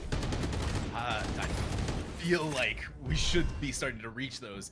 In all theories, you have the Yoru, you have the Jet. It should be somewhat easier for you to be able to break out on these sides, but meaning a lot of resistance in making that happen. A silver lining here, though, with the clone getting rid of one of the both of the sonic sensors, rather, and a perfect line way through. But it's not like this A side is undefended. And on top of that, Lardis is going to take down Lave. That's been a huge thorn in their side for a majority of these rounds. XD Gaming could be seeing their way through towards this B site and hopefully a round victory that they so desperately need. Yeah, they're at least gonna find an unoccupied site, but as soon as the trap wire goes, as soon as the spy cam spots them, I expect them to rotate back. But a beautiful shot there, all of that utility neutralized. Lucy trying to get forward, positioning off of this dimensional drift, but instead just gonna play out the site, you know. Maybe make it here for a flash in time. Again, they're playing so safe for the double duelist. Yeah, they really are, right? They're not going off to gain any more of the space than they need to. The unfortunate part is that recon bolt, I'm pretty sure, caught 3 players inside of there. Agar, that is a brilliant usage of your Guardian, but how much more mileage can they get out of it? Finally, the rest of the Power Rangers are going to regroup with each other for this 3v3 fight, but they know they need to get in the face of XD Gaming. The Lele Dink Rat duo combo, while XO holds the spike down. Power Rangers unbothered. They're usually distracted Again, once I just reveal great them. retake from the Make recon sure that you to take mentioned, its advantage. ability to ping out these players. The fact that nobody was on site, even the Cypher was off, just waiting for the rotations to come through. Like, this is a composition built for a really clean retake when you look at the ruse, or sorry, the metal, or that molly, right, from the clove. When you look at the net, like, all that can come together very nicely, and XD Gaming is starting to realize that. And I think it goes back to, again, something we identified about that dimensional drift and how they didn't maintain that forward line of scrimmage. When you look at the composition for XD Gaming, Sam, what is the singular piece of post-plant utility you really see? I Shock mean, darts, right? yeah. Like, there's nothing else here, so you can't just take the site, plant, and fall back. That doesn't work on this map for the composition. And that's what, when you're thinking about how aggressive that you need to be on these duelist compositions, I mean, we're kind of seeing it right here. All of them were in a easy area for Power Rangers to be able to just push onto them while you let your Cypher be the one to go for that defuse. And at that point, you're relying on your own aim. And so that really does feed into your point on what's happening here. Had XD Gaming maybe, right, you put your Yoru up a little bit further on the high ground, they could gate crash out of there. It's just all about having as many obstacles in the way that Power Rangers has to chew through, not even necessarily winning the duels, but winning the time game. Yeah, like Lardis just sticks around kind of around this the main entry point of sight, right? Like usually you see a jet trying to scale up Tetris, right, up the boxes to the bridge, to fight towards Heaven Control, and none of that was happening, right? We did see Lucy try and stick around at first over towards Hell, but even they fell back, and I don't want to see that here. But we might not have to see it if they don't even get onto a site because they're gonna win it outright. Lardis frags on the board. It's still a 3v3 though, and this is going to be XD Gaming abandoning the fight onto B side, but the rotation caught out by Laylee is going to force them back over to here. Thankfully, though, Lardis is able to jump over the wall. Still, though, if you're Layla, you gotta realize that someone's here, right? Surely you're hearing a lot of footsteps, but you don't realize how far Lardis was able to go. The 3K on track for the ace.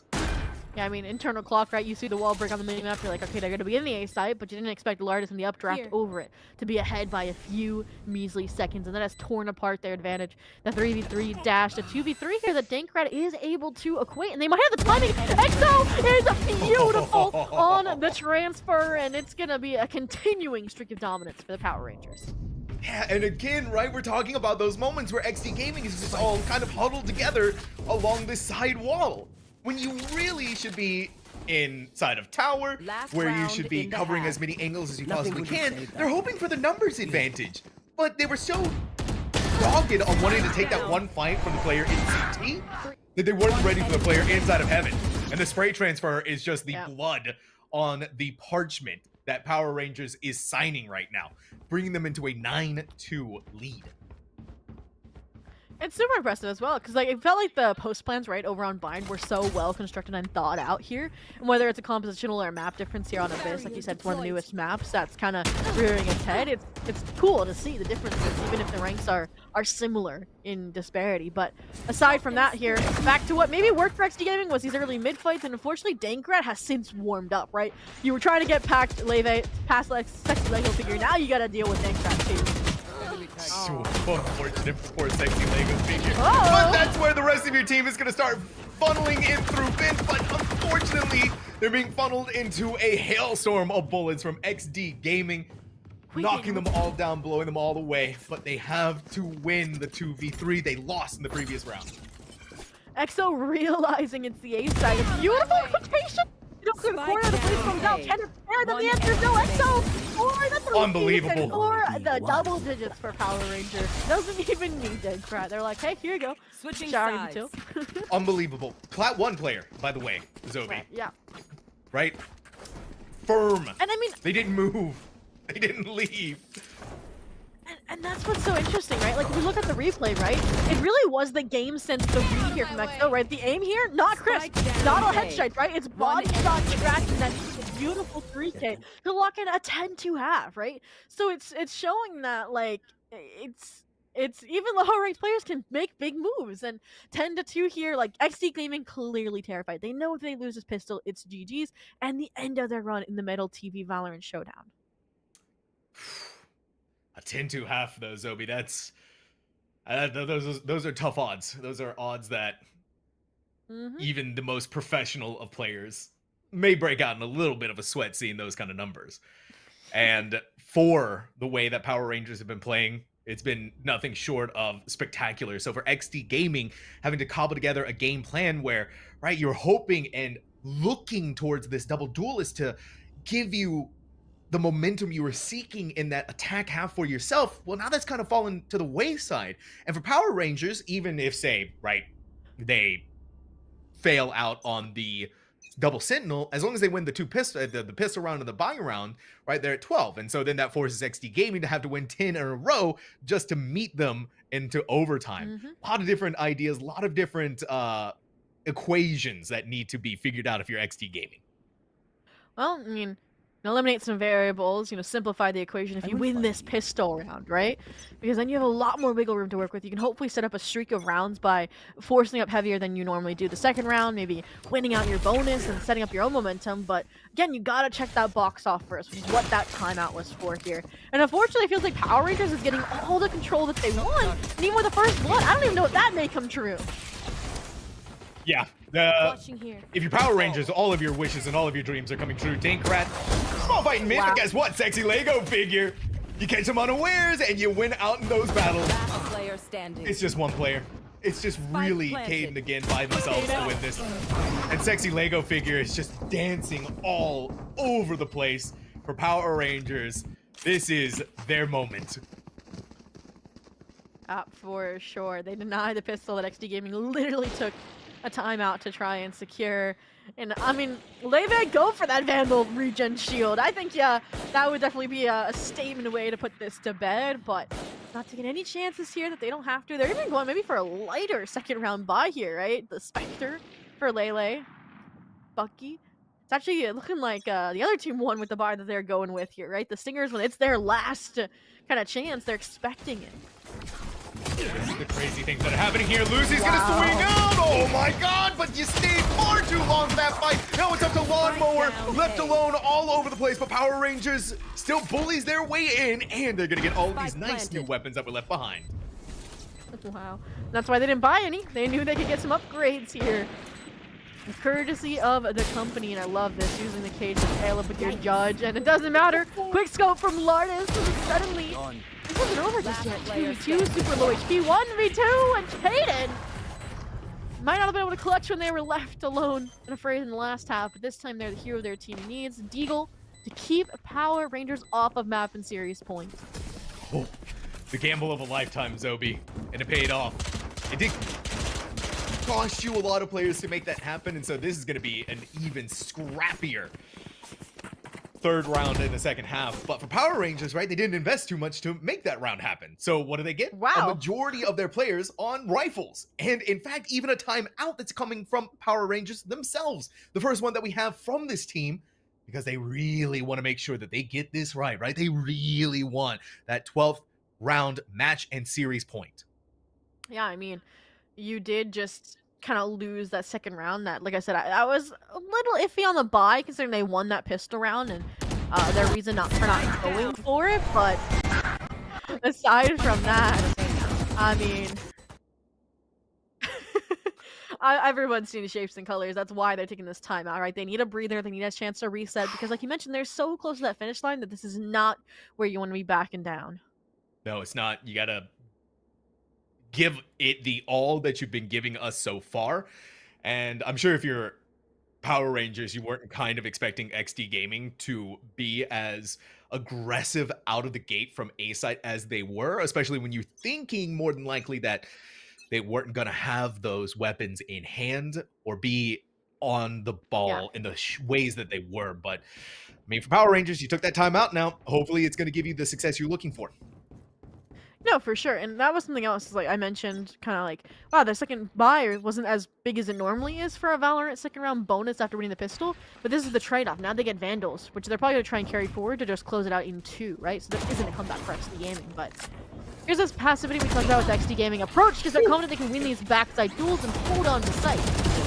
This is brilliant from Lucy. It feels like a one-person army right now. And they did their due diligence. They did their job well enough. They're going to scale off from the site and wait for reinforcements to come in before taking even more of the fights that they already have. But they're giving them the ones right now, Zobi. This is where it's all going to fall apart for XD Gaming unless they get the discipline back in order. Oh. And the smoke dissipated. Sexy Lego figure not feeling scary. comfortable. The smoke got one on Layla Annihilation capturing the last player. And just like that, the timeout pays off. They're able to get double digits. And I'm not sure if that update's kicked in yet, where if it doesn't reach the end, they still die. Yeah, They sure did. They still kicked in, and they are still gonna find their demise. No kill stealing here from Sexy Lego Match figure point. or Dank Rat. Come on, It all goes to Lele. All goes to Lele. And I think fair enough, especially after what just happened there. Lucy, it was an admirable effort from them. Opened the doors for XD Gaming to have walked in and won that round, right? They got 2 right off the bat, but Power Rangers, this is a team that can plug the hole in the ship and sail right on through, unbothered, moisturized, unbothered, and more importantly, match and series point. And the buys, I would say with a question mark there for XT Gaming. Obviously some missing shields, now a missing player. But if the rotations are on point, if they can find any frags here, there's a chance, and that chance is starting to come together. Eagle shots? No. It was so close too! Agar the Warrior was on the head, but Sexy Lego figure pushed up fast enough with the judge and shot their head off. Wait, Lard is going crazy with the Marshall though. They just be what they need! But it's still EXO who's alive. They have the Vandal, but so is XD Gaming picking that up. And look at this, Sobi, right? There's tripwires and all sorts of nasty little places. As long as they can play off of them, they may be able to grab the one, but no one is going too farther than that. We see it there, spray through. Oh my gosh, He's holding on for dear life. Oh my God. Lardis held to that defuse. And wait. I'm getting flashbacks. It was... Wait, wasn't it the Jet and the Cypher alive, but in swapped positions last half? And again, it is Lardis to walk away with the round win. Like, EXO has just gotta be kicking themselves. And they're lost the fuse on the .18 to now here. We don't even know how close it was, right? Like, for that. But, like, you've gotta be hurting. All I know is that if Artist sees that spike in that area again, they're cursing the day that they have to go up against this Jet. And even Leve is going to take so much damage from that through the sky like a hero in the night. Lucy is going to leave behind Judgment, win out in mid, and just go back. That's called a superhero landing. It might be the hero that the team needs. 4v4, low HP on 2 of the Power Rangers, so this is still very feasible for XD Gaming. She's making a lot of noise. You break that vent, but it's kind of baiting them in Lele's hands, but you still got to land the shot. And that's exactly what Caden is going to do. More players are going to start working their way towards them, but instead of doing anything more than they need to, Caden's going to give up this mid control and leave it up to Lawnmower to protect the rest of it. Yeah, smart. You haven't seen anything, so likely it's a different route. And that's going to be right into the spike delivery here on Mower. Just now has to maintain this control. Caden not able to spot anything, so they unknowingly run into Sexy Lego figure. And a WO Reserver moment. Swaps to Dankrat on their way. Sorry, Lardis. Dankrat, yeah, on their way to their demise. We said at this rank we're going to see more fall off, and that's the first, really, one of the half. Or second, I should say. Second of the game. And XD Gaming still not going down just yet. Oh yeah, they're putting up a fight of a lifetime. But it's still at nice edge for this team. Any mistake, any misplay, Power Rangers is going to be walking away in this best of one with the win. But the good news is here, right? They have money. They're able to still make these buys. Lardis is going to go crazy with an operator and a regen shield. Yeah. And for Power Rangers, is trying to cobble together whatever small buy that they can. And Dankrat really, I would say, maybe overspending a little. Peeking out with an O. Get out of my way. I mean, if they pop off, this game's over. And I mean, they have the Blade Storm to back it up here, perhaps. They haven't gone for a direct B exit, so I like this. The difference here is that Lucy is this time playing from the B site, and that could have helped them out, but unfortunately, this does not seem to be the case. Hayden in a good position, but the Neural Theft comes out. They are investing everything they can into winning this round. I like it so far. They have plant, and this is a team that does have post-plant kind of support set up, right? Oh, yeah. I mean, you're looking at it here right now, right? But Lardis is going to coming blasting with the operator of all things. Again, though, you're in these awkward positions trying to go for the re-aggress. You're kind of attacking at this point with that operator. Lele cursing the Stinger and its range, and it may be working against them here. Sexy Lego figure is going to try and play inside of this smoke with that judge. Enough of the players are low on HP. You look to the top. You're back to life. It is all up to you. You barely have any HP, but you're being run down by a guard the warrior who skirts by with just a smidge of HP and enough time for the defuse.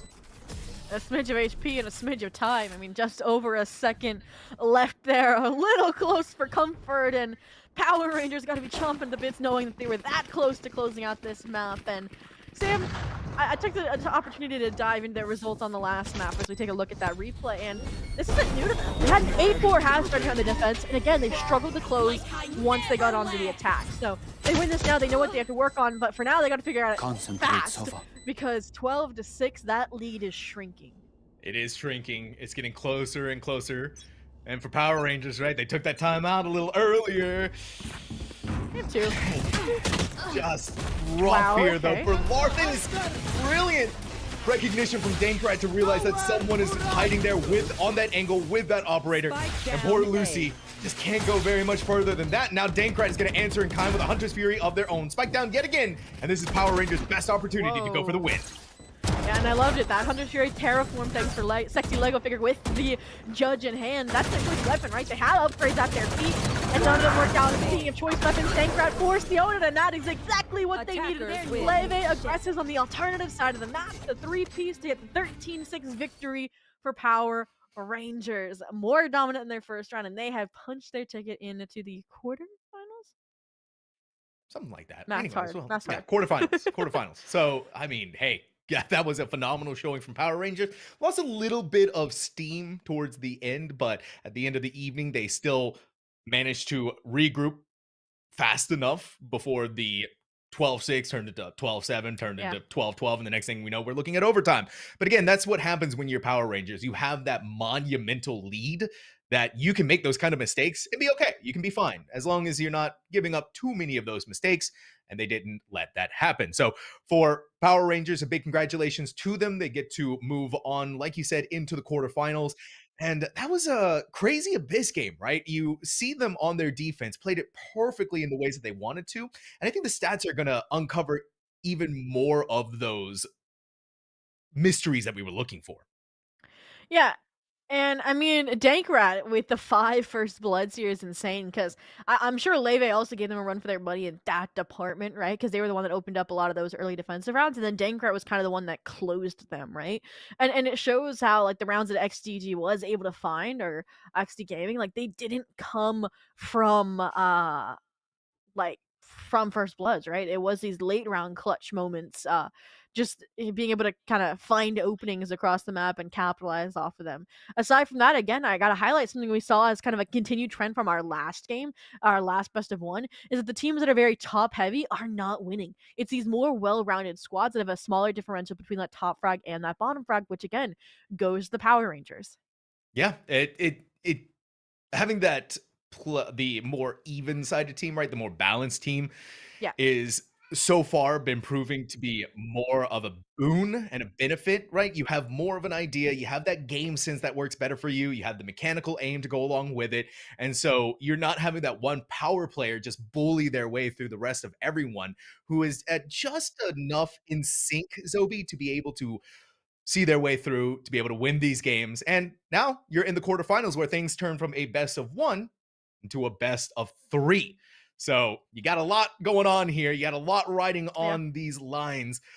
But we are going to go to a short break before we go into our first best of three, our only best of three for the evening. But we do want to say a big shout out to Metal TV for giving us the opportunity to be here and for having the Metal Valorant Showdown. I mean, Zobi, this has been, the Metal replays have been top notch.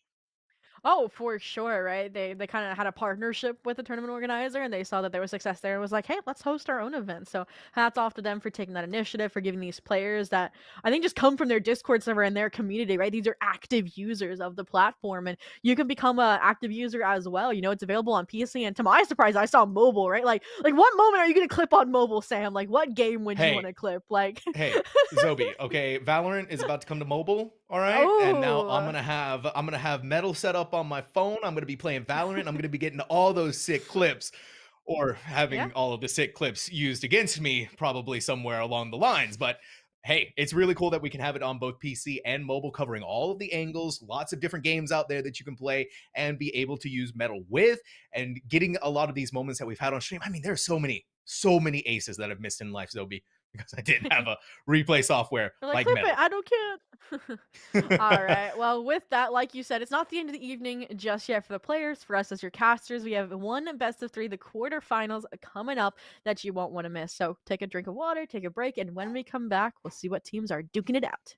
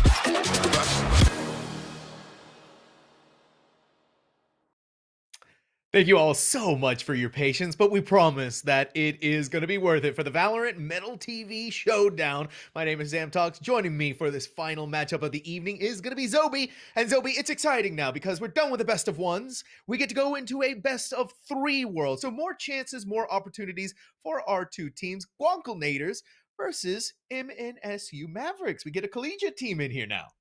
Yeah, for sure. You know, you said it, more time. That means also time to get to know these players and their teams, right? We have their previous best of one matches to go off of, so we kind of know the roles that they're sitting with. We also know which maps that they favor here and there. And I mean, you said it's a collegiate team, so there's gonna be no surprise when we get there, I'm sure, Sam.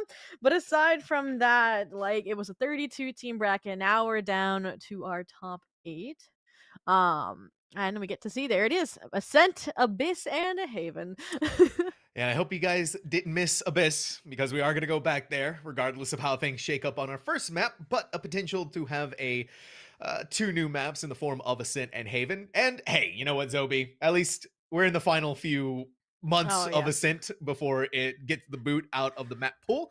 So I guess we may as well enjoy it while we have it. But for both of these teams, Ascent is very familiar territory, even just here in this tournament alone, with Guankelnators having only played Ascent, and they're going to keep that streak going for their third map of the evening. Yeah, and I mean they were pretty good scores, a 13-9 and a 13-6. Versus it's also not a strange map for MNSU Maverick either. They 13-5 to kick off their tournament debut. But then there's that question mark of why we were, sitting here, waiting a little bit for this enticing matchup. Was that they had a closer 13-11 over on Unbind in order to punch their ticket to the quarterfinals. So I mean, these players are not used to long days of Valorant, right? And now they have to go out of two back-to-back best of ones into a full feature-length best of three. We got to see how exactly their mental, their endurance is going to look, how the power levels are going to look going into the series. Yeah, the quarterfinals are showing the range of skill that we have all across the board. We have, well, one of the favorites, Koi, going all the way through, even beating out a team, I'm new, bro, that had a Radiant on it, right? So we're Yeah. seeing the teams that have that more even distribution across the ranks doing a really good job of being able to get through and push their way into the quarterfinals, right? We see Power Rangers in there as well. The game that we had in the previous matchup between XD Gaming and Power Rangers. So a lot of really cool teams and a lot of really cool times that we have coming up here. And now the best of three quarterfinals are going to make just that everything that much more intense, especially when we remember the prize pool, the $5,000 prize pool that is awaiting these teams.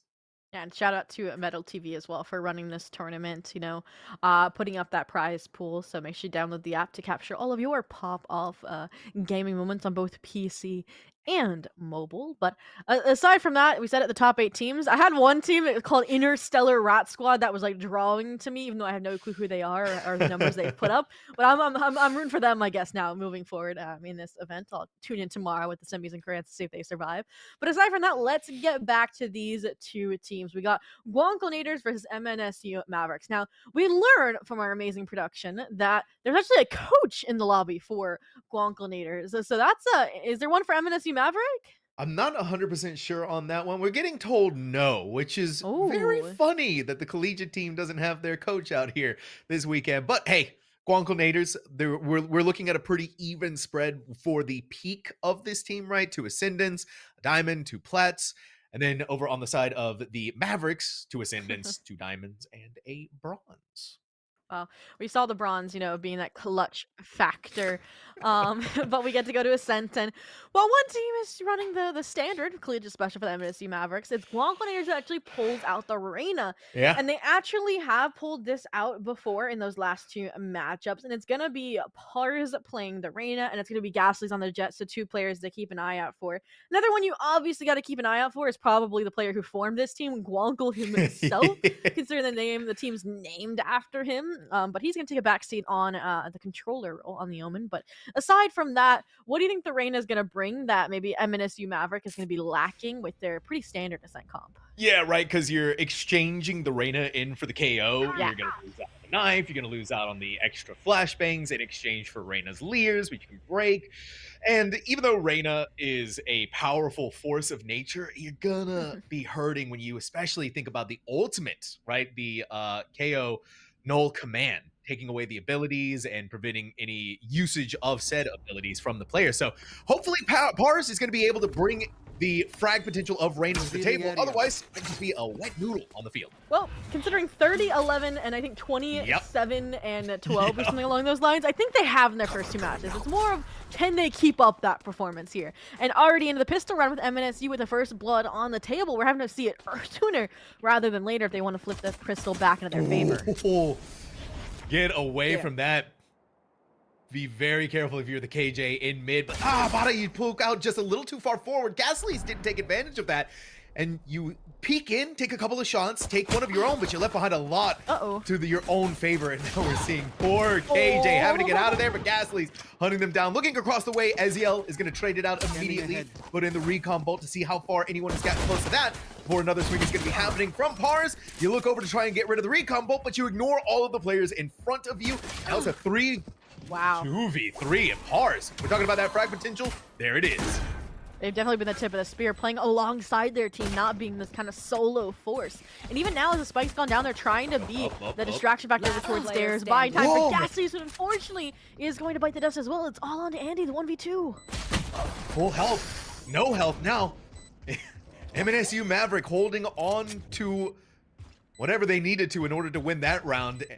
And by goodness gracious, they did that perfectly, especially with the drop that Gasly's had for just a moment onto Maverick, but missing all of their shots. Enough time for the recognition for Bada to kick in, take that fight back, and leaving it all on the poor shoulders of Andy, who was crushed.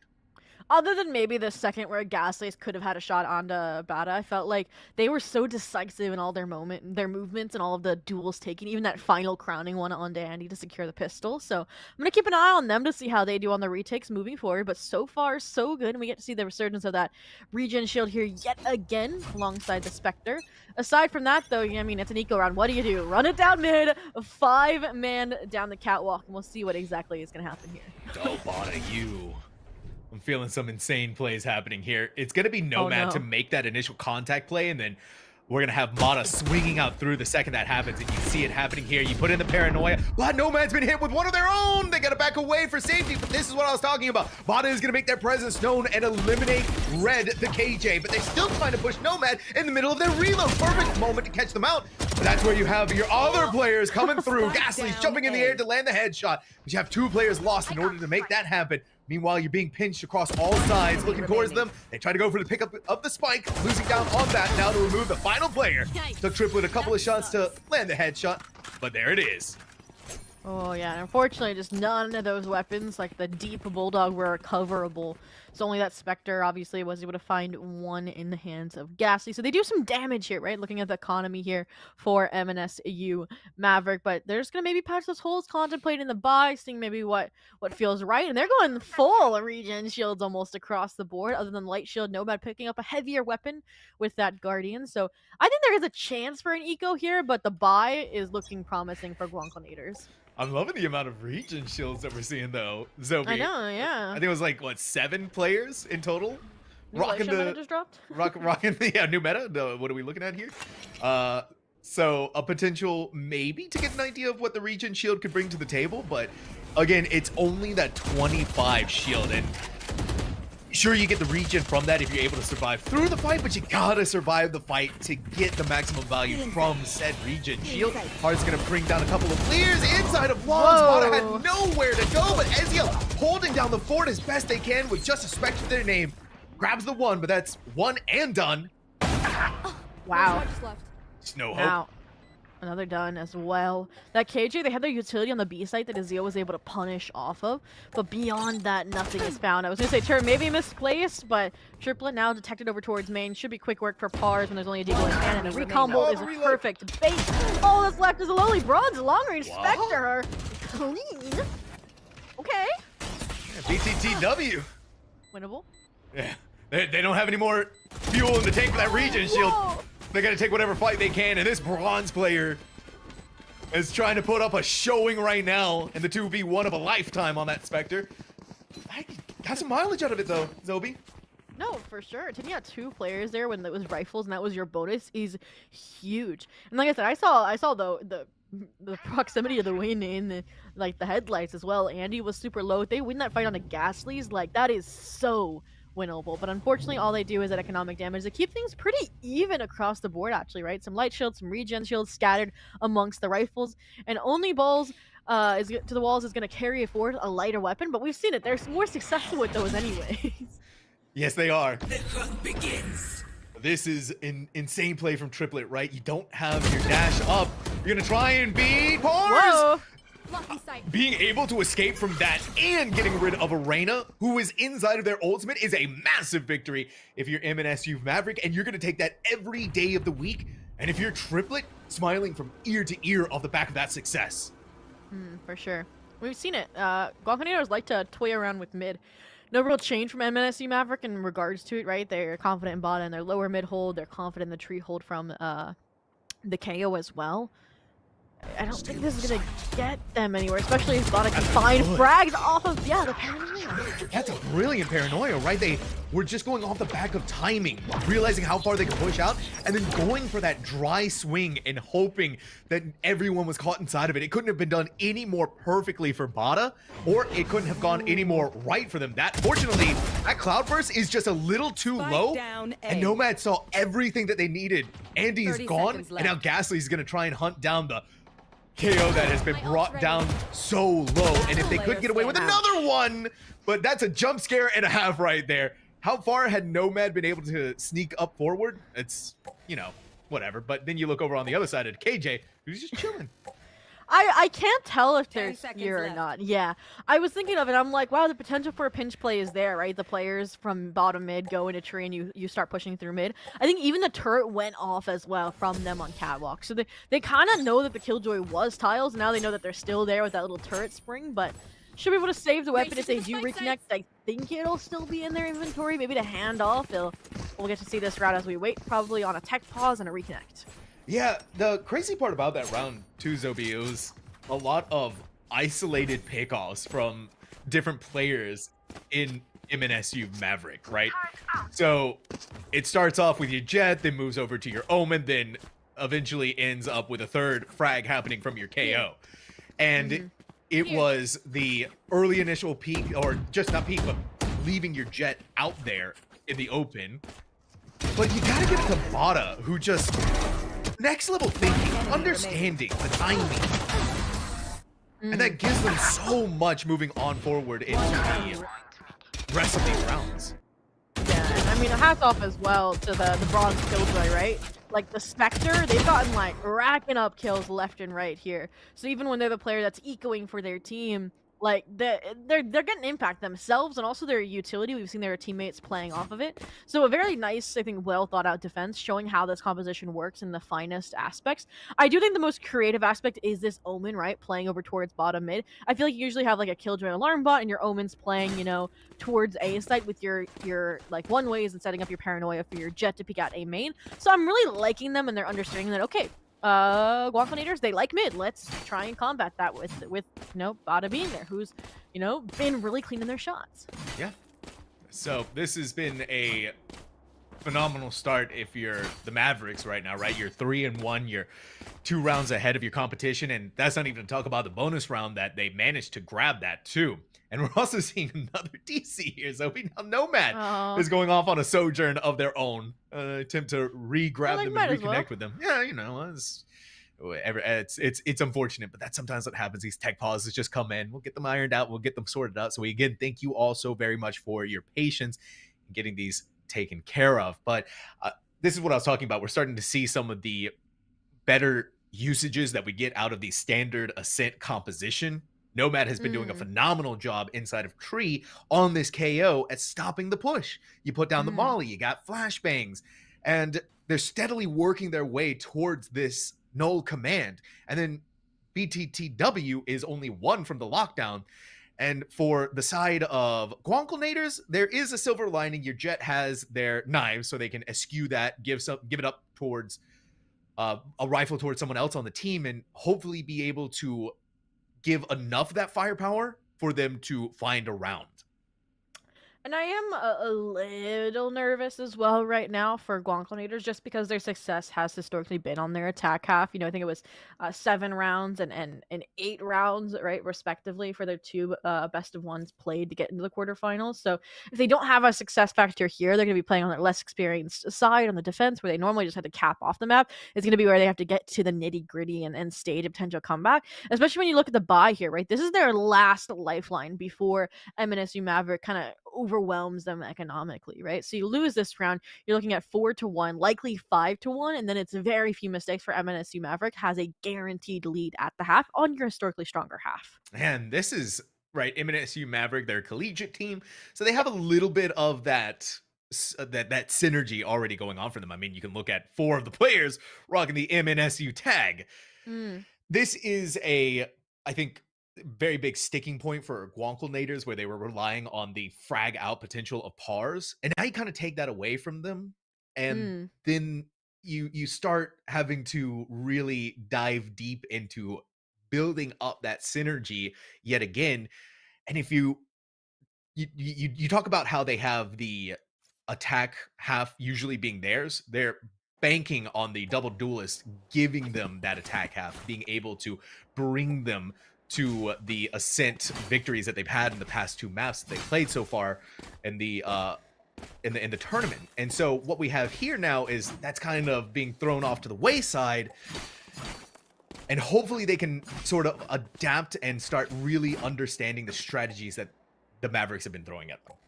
Yeah, and I mean, we're coming out of the tech pause here, and we're going to see another kind of mid-adventure here for the side of Guanconators. This time it's going to be the Rain and the Jet side by side. We talked about it. The Reina needs to get unleashed, right? They've been hence humbled by, I think, Triplet, BT Dub, and now they're trying to find, okay, where are they not playing? Where can I find an opening to find these frags to be that tip of spear for my team? And you can see this time they want to get rid of that omen. They know that someone is playing here. They're going to be so careful about how they slice through this. Uh-oh. And that's a good way to slice and dice down the Mavericks. But how much more? With Bottom has to look over. They still somehow get that and they TP to the other side. Trying to throw them off their game, but Bada is not having any of that. They are done. They are going to regroup in through mid and get out of there on top of that. The cross-the-map support from the KJ comes in, keeps Bada alive, so now it is going to be this 4v4 retake, but so much HP, it chipped away from Guanconators. This could be hard to hold on. They need a hero to step up, and Pars is here to deliver. Yeah, Bars, right? The duelist extraordinaire from the previous 2 maps. Guanco looked away, but Bada's now able to walk up. Relatively uncontested. Now the paranoia. Bars is still hiding down just on the lip below. Now inside of the smoke! A 3K from your KJ. And the Nomad to sweep things under the table. Unbelievable. And apparently we need to watch the bronze more in these Ascendant Diamond lobbies, because that 3-piece, I don't even know how it happened, but, okay. I was gonna say, but that is, I think, solely what won them that retake. Without the Killjoy being able to pop off like that, it would have been a completely different story. So let's see exactly when everything went wrong, if possible. And so we have Bada, we have Red, and then we have this moment where, yeah, it's just from stairs, and nobody has eyes on the Killjoy. And they're able to just take the players by storm when they thought all of them were over towards lane Sam. And, I mean, I definitely think, for me, I'm glad they did, because that turret placement, right, is where things started to go wrong, right? It's what opened up the B site for the taking, right? I think it was, who was it? It was Azil that fell as a result, not expecting them up for market that fast. And then it was the mollies and the frags that just kind of reeled things back in for the team. Oh, bless up. Wait a minute. It should have been crazy stuff going on here, but we have an operator. Aziel, unafraid of pushing out as far as they have. Buddy, oh my gosh, you gotta have your weapon out. I got a little scared for them, and maybe I should have been even more scared, because that headshot from Ghastly, well, it just created a new ghost on the field. They're still haunting these players. The Deagles trying to look for more. Talk about it, how the Omen's been leveraging their kit to just reclaim and establish mid control. Well, this time you have been overwhelmed by some wallbangs. They finally are going to meet the operator that's been lurking in the darkness, but is it enough? All right. It's down to the triplet operator and the insane plays from this KJ. I mean, at this point, you know the KJ plays towards B. I mean, you saw the turret, you saw the swarm grenade. You know the Jet was posted up towards mid, so now you're kind of questioning, okay, do we want to fight the Bronze Killjoy, who's somehow having a 30 pop-off seconds game? left. Or do we want to go back towards A, where the Jet could have repositioned? And I think they're going to waltz right into this crosshair if they're not careful. And there's nothing to obscure the sight lines Yeah. of Triplet, right? And even though we see the Sova, Andy picking up Ouch. that Vandal, the only thing they could have hoped for was Triplet missing. But now they're going to go and try to get the spike planted. Standing. A Triplet taking a little too long, soaring through the air. The reinforcements Spike came planted. and shot this Jet out of the sky. Now it's down to the Bronze KJ to save the day. B. Oh, and the shots, unfortunately, do not align. They're gifted the 1v1, but this time it is going to be Sova, Andy, I believe, to take away the frag, to take away the round here for for Guancolators. Very much needed as well, like we said. It was going to be hard to get back into the swing of things, so I think that was pretty much an eco round, right? I think we had 3 deagles on the field, and it was just those rifles recovered from the kind of slower paced nature of Guancolators. So maybe they've learned, okay, let's slow things down. Yeah, slow things down. Really mess with the tempo of Maverick, who loves peeking out, who loves taking these fights, and usually loves doing it one player at a time, right? Because it's never 2 players peeking out of something. It's just the one. Abuse that fact, and then create a lot of noise on both sides, right? Now Mavericks aren't going to be rotating as quickly as they should have. They're gonna, but you're seeing smokes being put up on B, and now they're gonna step into the shadows, where the Omen is inside a boathouse, and no one's in there to stop it. I think if you look at it, the Killjoy is aware. They're just trying to bait it out here, make it seem like Guanco's gonna come. Okay, nobody's on the site, and then that's when the Killjoy strikes! And now all that control you thought you had is dash. Killjoy utility's still up. Turret's there, Azil's there. Fortunately, there is a 1-for-1 trade, and suddenly they're hightailing it to the ace site. And that frag on Tree is gonna help volumes, and it's actually been almost an over-rotation. The Jet could have been posted up on ace still, and now the Omen trying to remedy that with some, you know, shadow steps, and I don't think they're gonna get there in time. I like this for cars though, Shoot, yeah. right? Shields ready. You catch them unawares, you have an orb for the dismissal, and then you go for a 30 quick peek. Triplet didn't have enough time to take that fight against Pars, and so this gives the Reyna an opportunity to keep going even further. And the Mavericks may be completely unaware of this play. Nobody is looking behind them. Pars, next level thinking! Could go for another one, but they've already done their job. Now it's just down to the final 2 players of Guancolators.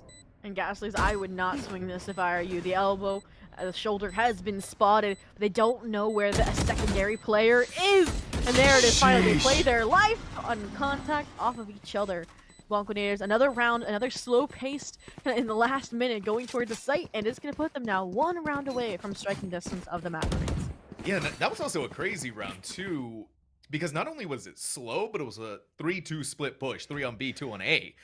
And then you have Guancle using their ult to get into B, where there was still that recognition that they were there, but the fights were being won enough across the map that Guanconators had the edge leading forward into the rest of the round. And the rotation from the Mavericks happened to go towards B, but the realization setting in too late that they had missed out on the correct play. And now it's MNSU on their eco. They do have some ults that could try to flip the script, but the difficulty has been, right, this slower approach from Guanconators, right? They look for frags before they go for the objective, before they go for the plant. And this could be huge. I'm going to say the smoke dissipates. They're just letting them continue with the drone, bodyguarding off of the Sova, saying you are not getting them while we get this information, while we get this ace site.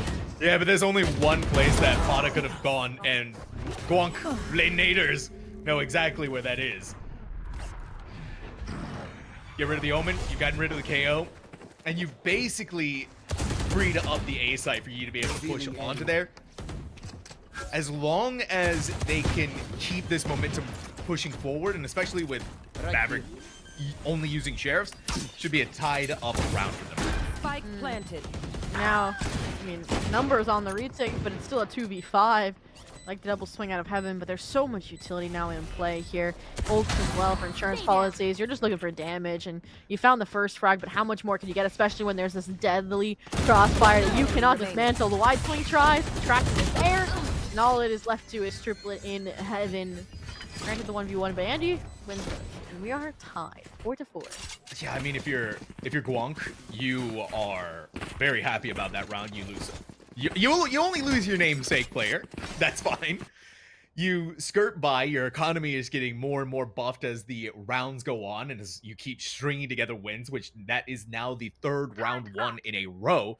And for Maverick, they're starting to lose the plot a little bit here. They're starting to lose the ideas of where our early aggression was paying off for us big time. We're not doing that so much anymore, and now you're starting to see the price. Guang picked up on what the Mavericks like to do fast.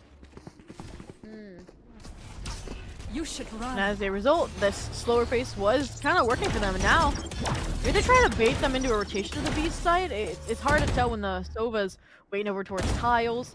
Maybe smelling the Sova over towards catwalk. They are so deep here. And finally, site's gonna get taken. Maybe some splintering action based on the Killjoy utility. But again, they're walking through all the motions, right? They're realizing, okay, wait, there's players mid we need to piece off, or we're gonna get overwhelmed on this retake. Whoa. I mean, you've left Pars behind as the one player who's actually on the site, but now there's the interesting wrinkle. This lockdown is going to force Pars to either push into the KJ, win the fight there, and eliminate that lockdown, which is exactly what they did. Either that or have gone to Boathouse, but they didn't actually get rid of the lockdown. They're stuck. There's nowhere they can go. Bada knows this. Get rid of them. And now it's down to the 1v1 between the Omens. Bada has that 3K, looking to make it a fourth one. But this is also where Guonk needs to get the spike and move over. Sheesh. But they tried to TP to safety. Not happening today. The clutch from Bada. Yeah, and the only advantage there would have been communication from your team. Like, spikes down lane, that's where they're headed. And that's exactly where Bada tracks them to. And I'm glad we have a replay as well for this round, just because it was so complicated, right? Like, the initial take with the lockdown, and then you have the Killjoy from MNSU with their own lockdown, and that's what allows them to refight. And I think they had too much fixation on the mid players there from MNSU Maverick, and I think they should have just committed to the rotation at the point, right? You already had two players, like one top mid, one tiles, fighting that mid player. So at that point, like, one of those players was almost Spike. So at that point, yeah, go tree to egg. You've already drawn players to be with the lockdown. Instead, they fight into the lockdown, lose Spike, and lose the round. So MNSU Maverick hold on to the lead, and this is our first, I think, just direct A hit. First one in quite some time. The entire team, except for your Jet, is here. Kind of crazy to put Gasly on a fight of their own inside of mid, but they know that this Omen likes to be here. And if you're Guonkel, you had to be realizing this, right? And Gasly's just a little bit too slow on the uptake. Bada eliminating the Jet, grabbing the first blood. And for Guonkelnators, where do they go from here, right? They're going to try this cat play again that they've done so many times before. But that's where you got to keep an eye on Bada. Careful. Guonkelnators back to their roots, which are the mid takes. We can talk about it, Nomad, their ability to hold down tree, but a 1-for-1 trade could crack it wide open. They're still wary, right? They know, like you mentioned, what MNSU Mavericks game is, which is a player mid, a player trade. And there is that player mid, the unchecked variable. Trying to go for the trade. Andy has been the master of that, and that's exactly why Bada says, all right, reposition, engage, and win the duel, and probably win the round. Red, the last standing, it's a 1v4. They want their 4-piece, they want their clip, but unfortunately, Azir is going to have to steal it away with the trade. Well, the good news is if you're Bada, you've gotten a lot of metal clips so far. Right? You got a 3K that round, a 4K in the one previous to that. So they're putting up the numbers. Be like, I got the fourth, you know? Yeah. And in fact, you've even made a timeout happen here. Because whatever happens, Maverick has this half in their pocket, either tied or in a lead. And this is uncharted territory if you're Guonkelnators. Something that hasn't happened to you on Ascent on your attack half. And the double duelist is starting to falter a little bit here at this point. I don't think Maverick is necessarily getting the maximum value that they can out of the KO. So it's kind of a moot point when talking about that, but it is still something a little bit more when you're talking about what could have happened if if Guonkelnators did have the KO for their attack rounds. And, well, you said it was uncharted territory in terms of difficulty on Ascent. Well, I mean, this could be uncharted territory for the Mavericks, right? All the teams so far in this tournament have been pug squads, right? And I'm not saying that Guonkelnators isn't, but they have a coach, for crying out loud, Tungsten, who is the one who has taken this time out, right? So when you have that outside force, that outside party, they can point out things that are going wrong. They can point out maybe tendencies from the Mavericks that you haven't noticed yet. And I think that kind of force on your team and your calling can be unmeasurable at points. So we'll see their impact comes through. If they can get that conversion and close out the half strong. I mean, a 6-6 here would be huge. I mean, I'm usually a person that says, right, that like 2 duelists attack side better. No But for some prisoners. reason, I'm always proven wrong, and double duelist does better on the defense. It's very strange. I Duelists, know. it's because those duelists love taking those crazy fights, kind of like what we have here. But this go around, Ezreal's gonna make a lot of noise, be seen on a main while leaving Triplet behind in Wine to potentially catch Guanconators off guard if they do push through A. But again, it's this split push that we have from this team. 3 on B, 2 on A. A lot of noise being caused in one direction, while it's kind of obfuscating the truth over in a different place, but doesn't really matter at this point because you've lost your namesake. Oh, what is that swing, Triplet? You get the double kill and the spike. Okay. And I mean, that I would say prospect of a 6-6 absolutely slipping away, especially when we mentioned bot is going to closer time and time again. And this time they are not falling flat on that frag on the red. The closeout, the lead now guaranteed with a flawless round at that. Before the switch. So we hyped up the timeout, and unfortunately it does not do much. I mean, can you even blame Guanconators? I feel like they didn't even get the opportunity to spring the trap they wanted because Triplet, by the way, had strung their own. So glad that we got the perspective of the metal replay to see that Triplet double kill. And it was so close. You saw that Andy flicked over, but it's just that reaction time just wasn't quite there. And now we're seeing adaptation from Maverick in different plays and in different ways. Oh, and look at the operator. It's back. It was so close. You gotta know, too. Haziel. That's unreal. They just realized that they're gonna throw it down B main and still land it on somebody with that Hunter's Fury. I mean, they had just strat after strat, and sometimes strats can only crumble when the duelists step up, and that's exactly what is happening here. Pars side by side with Dassies again. When they found success, it's on this mid-to streak, and Aziel trying to make it hurt a little bit more, but Spike is still safely going to be convoyed on to the side. Pars, you're about to eat off more than you can chew. The operator and Aziel staring you down. Here comes the trade. Hopefully the shots go south. That's so smart from Pars. They had to have had an idea that the jet would be posted with the operator. That's why they did that slight shoulder peek to draw out the shot and realize where this jet could be. But unfortunately, they've been separated from the rest of the team by this door from Market. Should be able to get rid of it relatively soon. Oh, it drew the distraction from Triplet. Nomad, wait a minute though. They're by themselves, they're alone. They have time. They have some of their utilities, right? They have the Molly, they still have a flashbang. Goes over the top, blinds out one player, blinds out Andy, one more to go. But Guankle picks up the pieces and says, hey, this team is named after me for a reason. There it is, the 7-5 half, and I mean, they had an idea, right? They tried to double swing that as well, and just the isolation there, almost so clean from Nomad, but you mentioned Bunkley able to win out the duel, just respectively. Here we go. I mean, also Pars, like I said, you play with fire, either you get burned or you get a perfect medium rare, and Pars definitely served up a masterful dish. Oh yeah, we're cooking. We're cooking a lot going on here for Guanconators. This is the back foot. This is the 7-5 half that we might be getting some craziness going on. We might be seeing a lot of blood spilled in the first few seconds of this round if Guanconators goes for the one way that they have planned like this. That's crazy though, to try and swing this anyways. But the Mavericks are going to do just that and come through it a little bit better. Even though they don't have a pickoff here, they're not stopping. This train has no brakes, and they're overwhelming them with the sheer amount of numbers and force and control of the site itself. Ooh, and Triplet is also not stopping there with the side take. Smoke Gauge, they know both are heaven here. And even if they fall, I mean, they're just a distraction for Bada. To break the glass, Yuto caught out, and Red is the only player that has been able to just spare them. But I mean, still, a 1v2 with that level of HP, don't know what you can find. I'm not feeling good about these odds if you're Red. Really, at this stage, you're kind of hoping to land both of the headshots, but with one player at generator, one player in main, the second anything happens here, both are gonna descend upon you like sharks in the water. And Maverick taking another pistol round. 8-5 here. Your opportunity to turn things around if you are Guanconators is gonna be difficult with each passing round.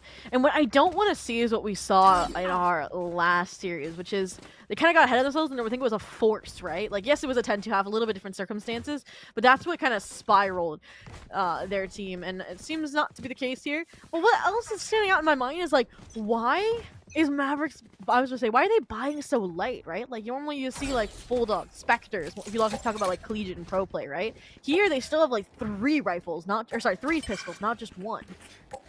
What is this? I'm liking the ant swarm that we have going on in mid, and then they break off through cat, where you have 2 players going into CT. Meanwhile, Maverick completely unaware of what's happening here, but the KJ turret is going to give the alarm bells that someone is behind them. It just becomes the question of, do they realize how many are behind them? And I think they're picking up on that. Look at this. All of the players are looking behind them now, and they're ready for the swing through. Are they gonna flash? Yeah, Paranoia in, but Bada missed it, and it is a spray and pray. Classic swap. Oh. Oh no, someone's got to realize that the KJ is here in wine. Andy, don't let it happen to you again, buddy. It is happening again. The flashbang over the top, perfectly set up for BTTW. Guess what? It's poor Red alone by themselves again in a 1v2. This time, they have more health, but you have basically no time. One enemy remaining. Yeah. Oh. They know the last player's there. They would have to stick it, though, at this point. The turret wouldn't be enough to finish the job, and even if you win the duel, which is fraught, wouldn't have been able to win the round. There it is. It's bloody, but a triplet is going to walk away with the round victory for MNSU Maverick. And again, I'm be forced to eat my words there, Sam, right? The lighter buy, right? If they had the full buy and they lost all those rifles, it would have been devastating. Now, only losing a Spectre and a Guardian, they should be able to buy a few rifles with one enemy remaining. No, absolutely. So this played out enemy perfectly dead. for the Mavericks. There it And is. you're seeing it happen. Exactly, right? They're working their way towards 3 rifles. It looks like Triplet is practicing caution. No. Okay, no, never mind. No rifles. They, Mavericks are just electing to practice frugality and look towards the future prospects. Fortunately, Andy is ruining some future prospects right now.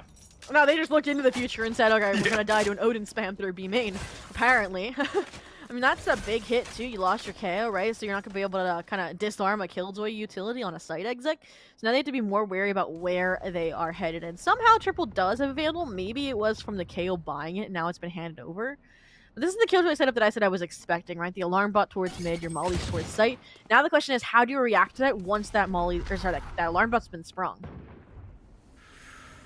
At this stage of the game, Mavericks are still holding on to that mid control and still trying to push through it.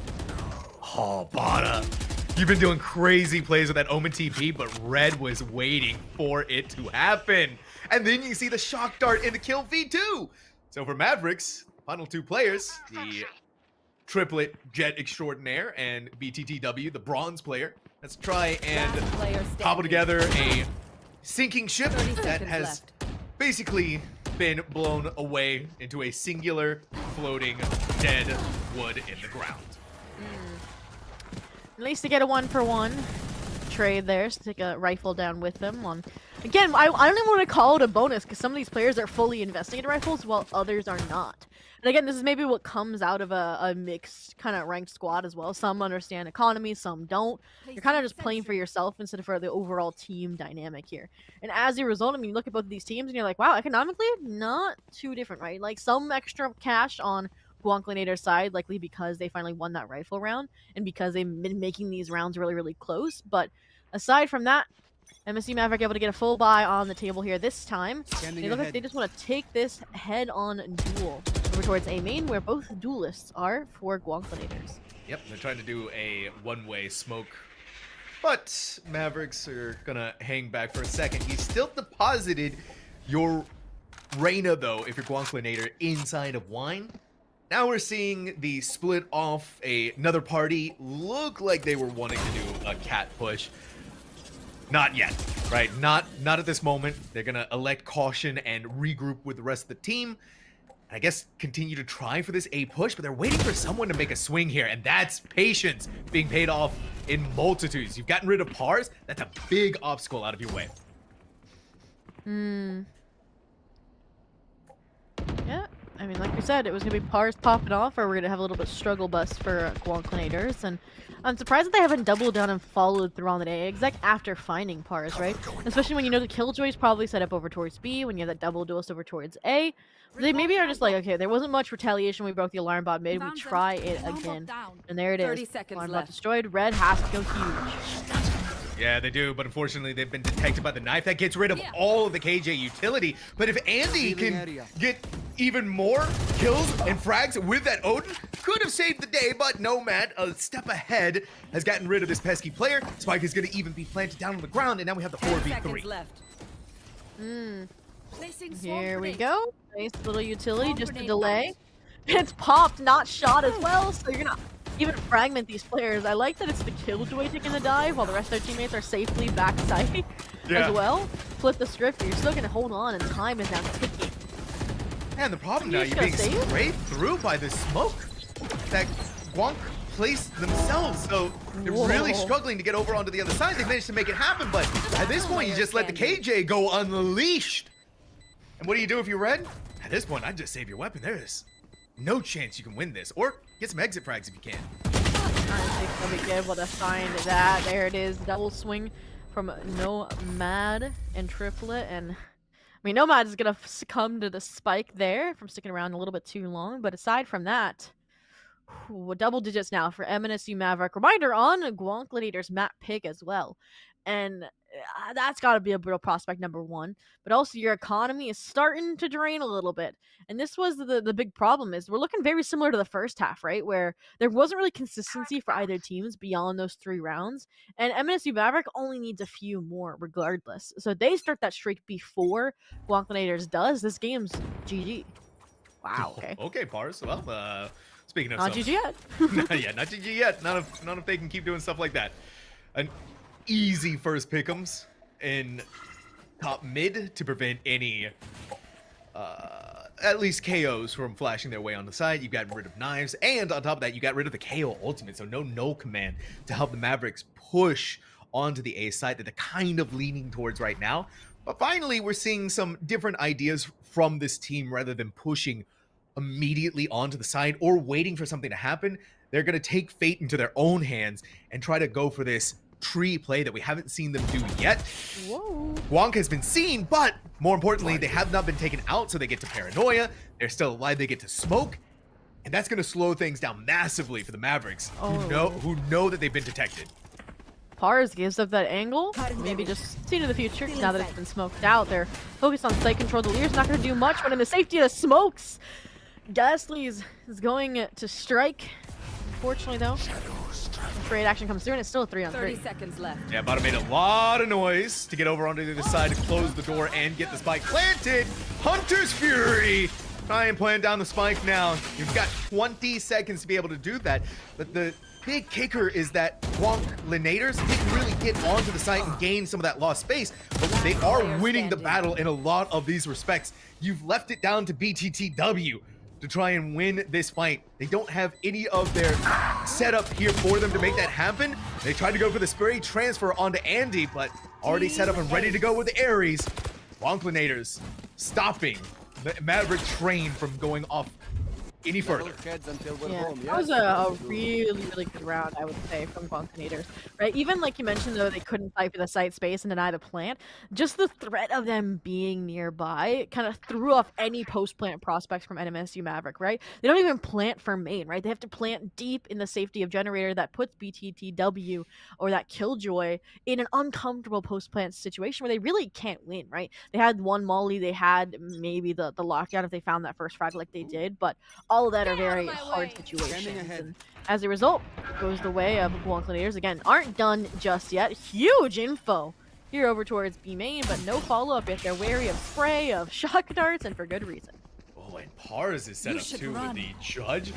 They could go crazy here with this weapon. Or at the very least grab one. They've been blinded out by the flashbang, but this lockdown is not giving them anything here. Ghastly's 3K! And a flawless round for Guanclinators.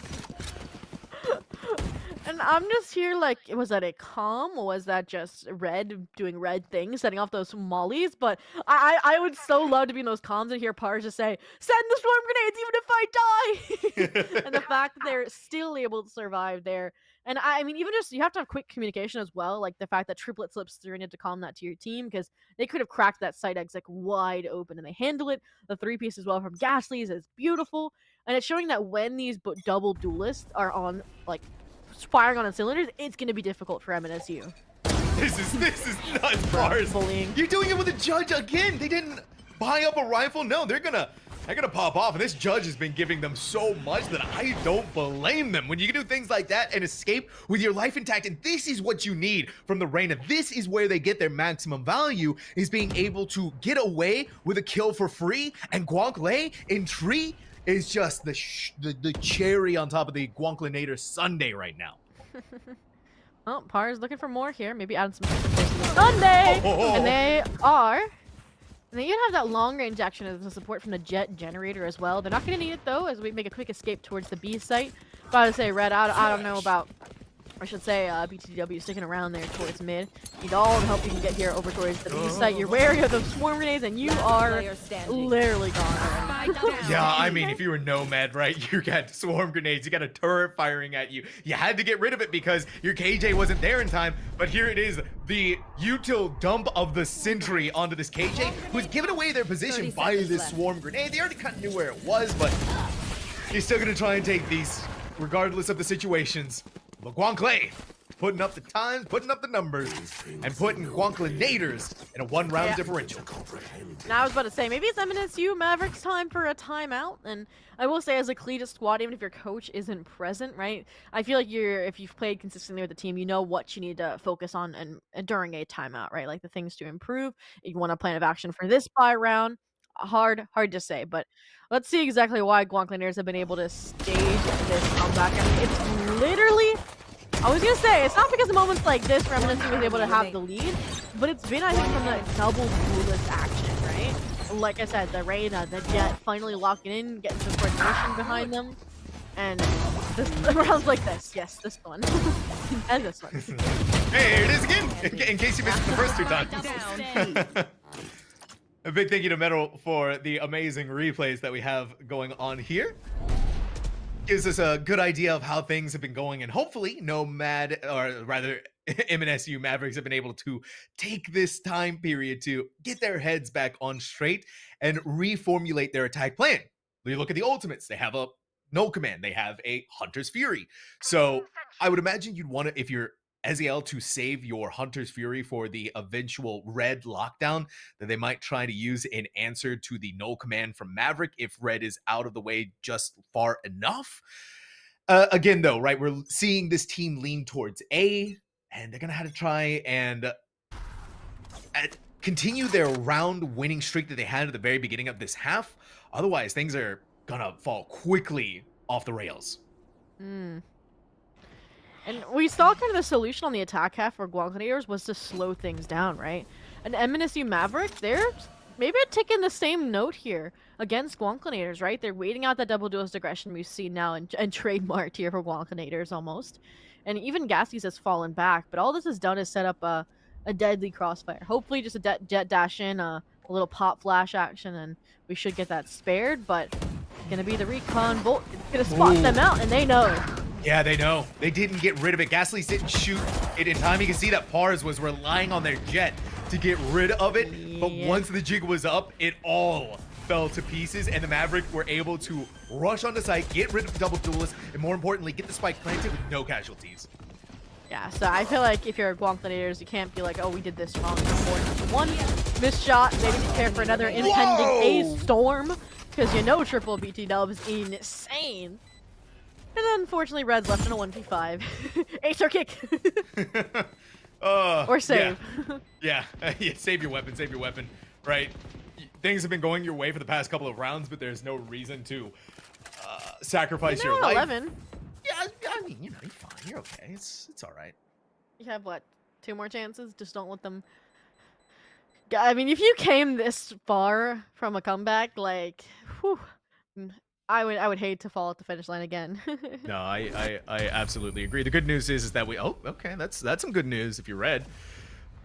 Even more so, the good news is that this is not the only map that these two teams are going to be playing, right? This is still a best of 3, so there's a possibility of 2 more maps to be looking forward to. Regardless of whatever happens here, and regardless of whichever team is able to take the win. But I think the minor adaptation is to not leave both of your duelists right at the forefront, right at the choke point where the Mavericks are going to play through. Mm. But a brilliant adaptation from this team to just slow down, right? Take your Yep. time, take your paces, and get utility lined up properly.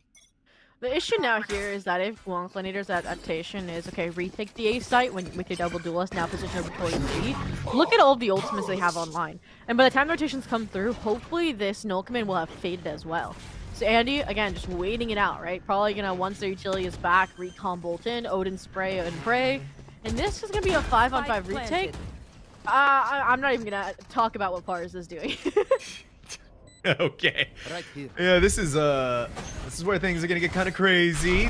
Pars has to know that the Sova has been set Check up with your the. Wait a minute, corner. Eziel! There's no way that this player knows that someone is gonna be lurking up through that way that entire time. They had been protecting. They had been the defensive lurk that they needed this entire time. But guess what? You use that lockdown. The Hunter's Fury ripped out to get that lockdown done. And so if you're Quarterfinals, that hope to get you back onto the site has just been destroyed piecemeal by piecemeal. And Ghastly's, there's nothing that they can do, right? They want to have this operator going into the MNSU Maverick match point. And again, the plans for Guanclinators are there, right? The crossfire on A just gotta shoot the recon bolt and track the jet dash in. That round Pars has to win against the Sova, because you know they're gonna be playing offsite. You know they're gonna play that post plane or that lockdown denial off of the Hunter's Fury. I mean, if Pars gets that frag, you have the lockdown up, you have the players fleeing towards main, and you have Pars to mow them down in close quarters. And just again, some missed shots, duel's not going your way. It's an FPS at the end of the day. And like you mentioned, MNSU Maverick is now on a map point on Guanclinators map pick as well. So yes, you have a bye because you saved that operator, but you got to win 3 in a row just to get to OT. It's crazy stuff going on here. Ghastly's now in mid with the operator. Wait for it. Don't Someone's got drive to Pars. Pars is out there. They went off. No! They're on a journey of their own, but the only journey they're going to is the underworld. Zobi, how about their star duelist Guanclinators? What do you do from here? What's the game plan? It seems like it's just fall back to site, fall back towards safer and greener pastures. But Maverick is poking and prodding all across wherever they could, right? They get pinged out by the turret, but you have 2 players at tree, 2 players at main that are ready to push in and flood this site where it's basically just Guanc to try and hold it down. And they may be seen. Eziel's just gonna casually flick up on the high ground, put themselves on there, Guanc in the corner. That's a double kill of the ages. And may have just given this team the viability and the sustainability to last. Oh my gosh, especially with that from the shadows. Miscalculated, handing over numbers advantage to Guanclinators. A little safe plan action here. So the Odin can't have a field day, but shock darts surely can. Some chip damage. That's a good recon bolt. Ezeal has to go huge here. Oh, Eziel, they go for the jump feed! The double kill ace! From Eziel! If you want it flashy, None escape me. if you want it crazy, well, you just got it. And what better way to get that play, Zobi, than with a metal replay?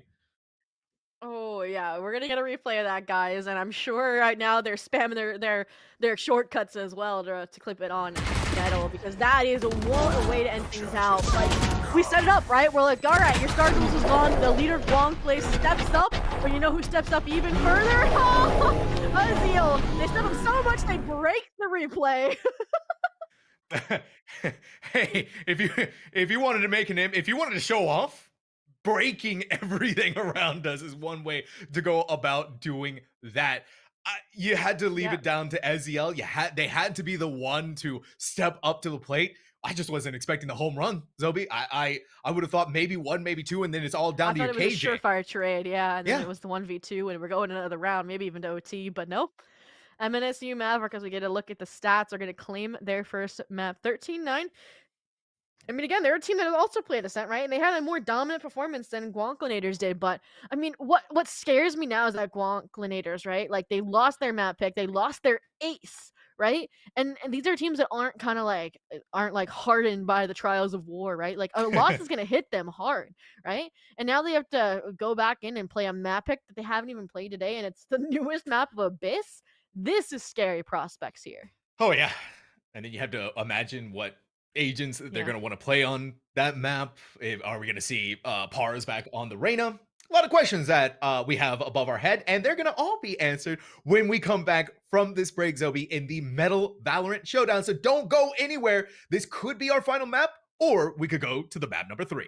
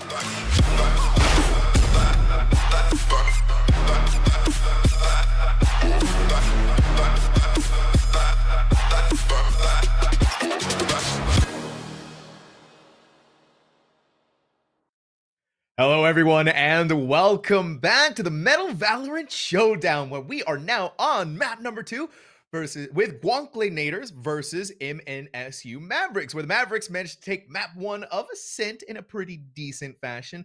Now looking to bring things home and put themselves in the semifinals on map number 2 of Abyss.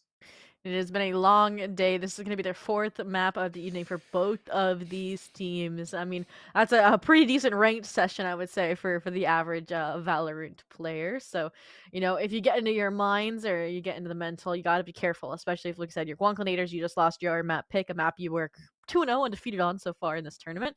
You got to just say, reset mentally. And I'm hoping that's what their coach gave them a pep talk on in between maps, but it's a bit. So we were talking about how it's like such a different beast of a map, right? You have completely different expectations for different roles, like your Sentinel, especially. We were wondering if we're going to kind of swap hands there, especially for the side of MNSU. But aside from that, what do you think we're going to get, Sam? Well, man, I mean, sky's the limit for both of Mm. these teams when it comes to the map of Abyss. I guess we could start off with MNSU Mavericks, considering they have more of the structured team dynamic going on Yes. between them. So we could see more of that crazy standard having the cipher for this map. Maybe even could go in the direction of double duelist or double sentinel, where we have the Jet Yoru, or we have the Cypher deadlock that we've been seeing rear its head a lot on Abyss, and something that I personally like is the double sentinel versus the double duelist. And when you talk about how Abyss is going to be starting off on, right, it's going to be defense first for MNSU, where they had a relatively okay defensive half going into Ascent against Squonklinators. So now we look towards the other team, right, Zobi, where they've only played Ascent today. Right, that's it. That's Yeah. all it's been for them. So this is where things really start getting up in the air for a team that went out onto Ascent with almost a standard composition, except for one of your players is Reyna. I wouldn't be surprised if we get Reyna here again for Abyss. I'm thinking I agree. I think Wonkaneers, I could definitely see a double duelist. I would love to see Pars switch over to the Yoru personally, right? I feel like it allows you to be a little bit kind of crazier or like a little bit like harder to catch, Yeah. right? Like you can be trickier was the word I was looking for. So they can still cause the same chaos they were trying to cause on the arena, just with a more enabling kit. But for the side of MNSU Maverick, I am a little bit stumped as well. Like we were saying, I don't see BTDW or the Killjoy from Ascent on Killjoy again. I was thinking maybe they could switch to a Gecko, for example, like Yeah. an easier role because they've played it on Bind. And the big question was who's going to be on Duelist, who's going to be on Sentinel then? Because Triplet, who was playing Jet on Ascent, obviously that means they are the Jet player for this team. They were Cypher on Bind. So I could see them being a really strong Cypher here on Abyss. But then the question is, can Azil, who was your Raze for Bind, flex into a Jet? Or is it strictly Jet maps, Raze maps, which is a typical kind of, I guess, kind of categorization we see in structured teams. I feel like if they are a cohesive unit. Yeah, the good thing is that this squad is able to have that flexibility they need, hmm especially with the bronze player in their ranks to fill in the gaps where they necessarily don't see that happen very often in their regular collegiate play. And for the side of Guanklinators, this is a point in time where you really have to be bringing it all on the table, and a lot of conversations hopefully during the break had with your coach about what kind of composition that we do want to go into Abyss with, right? You mentioned KJ earlier that we saw from MNSU Mavericks, where we had the bronze player BTDW on that. You it's going to be those interesting moments where how do we fill in those gaps, right? And you mentioned it a lot between how the players themselves have done so on the different maps. It's the level of thinking that you kind of have to also at this stage, especially for a group of what I'm assuming with Gronk being more puggy in nature, going with what you feel more comfortable with as a group. You mentioned the Yoru, right? But Yoru is also that agent where you kind of got to really know how to work Yoru, right? Otherwise, you could be falling flat on your face. You could be tricky, or you could be the one tricked on. Yeah, I mean, like we look at it, right? And Pars is the highest peaked ranked player on their team. So if anybody knows how to play Yoru, it's them. Yeah. But then there are those kind of Reyna one tricks that just are ranked demons queuing it up, and that also could be Pars. And that's what's so interesting about this tournament is we don't know the histories of these teams. And Andy, actually, interesting enough, who we did see in a lot of like clutch positions, they are the other higher ranked player on this team. But I think if they are Sovon Ascent, that's kind of a nice little 1-for-1 over to Abyss in my mind personally. But aside from that, we can try and speculate all day. But are there any kind of like surefire things? Like we haven't seen an Astra today on Abyss actually. Well, I think Astra is still hmm in that moment for especially, I think, where we're at Lower in this. Yeah. Zobi, I didn't want to say it out loud. No, I'm the lower Elo player that does play Astra, so I know nobody else plays it because I never get it stolen away from me. Exactly. Well, being a controller player, unless there's a new controller out there on the field, it's Hmm. it's it's a free open role, open spot. You should, hey, go play it. By the way, everyone.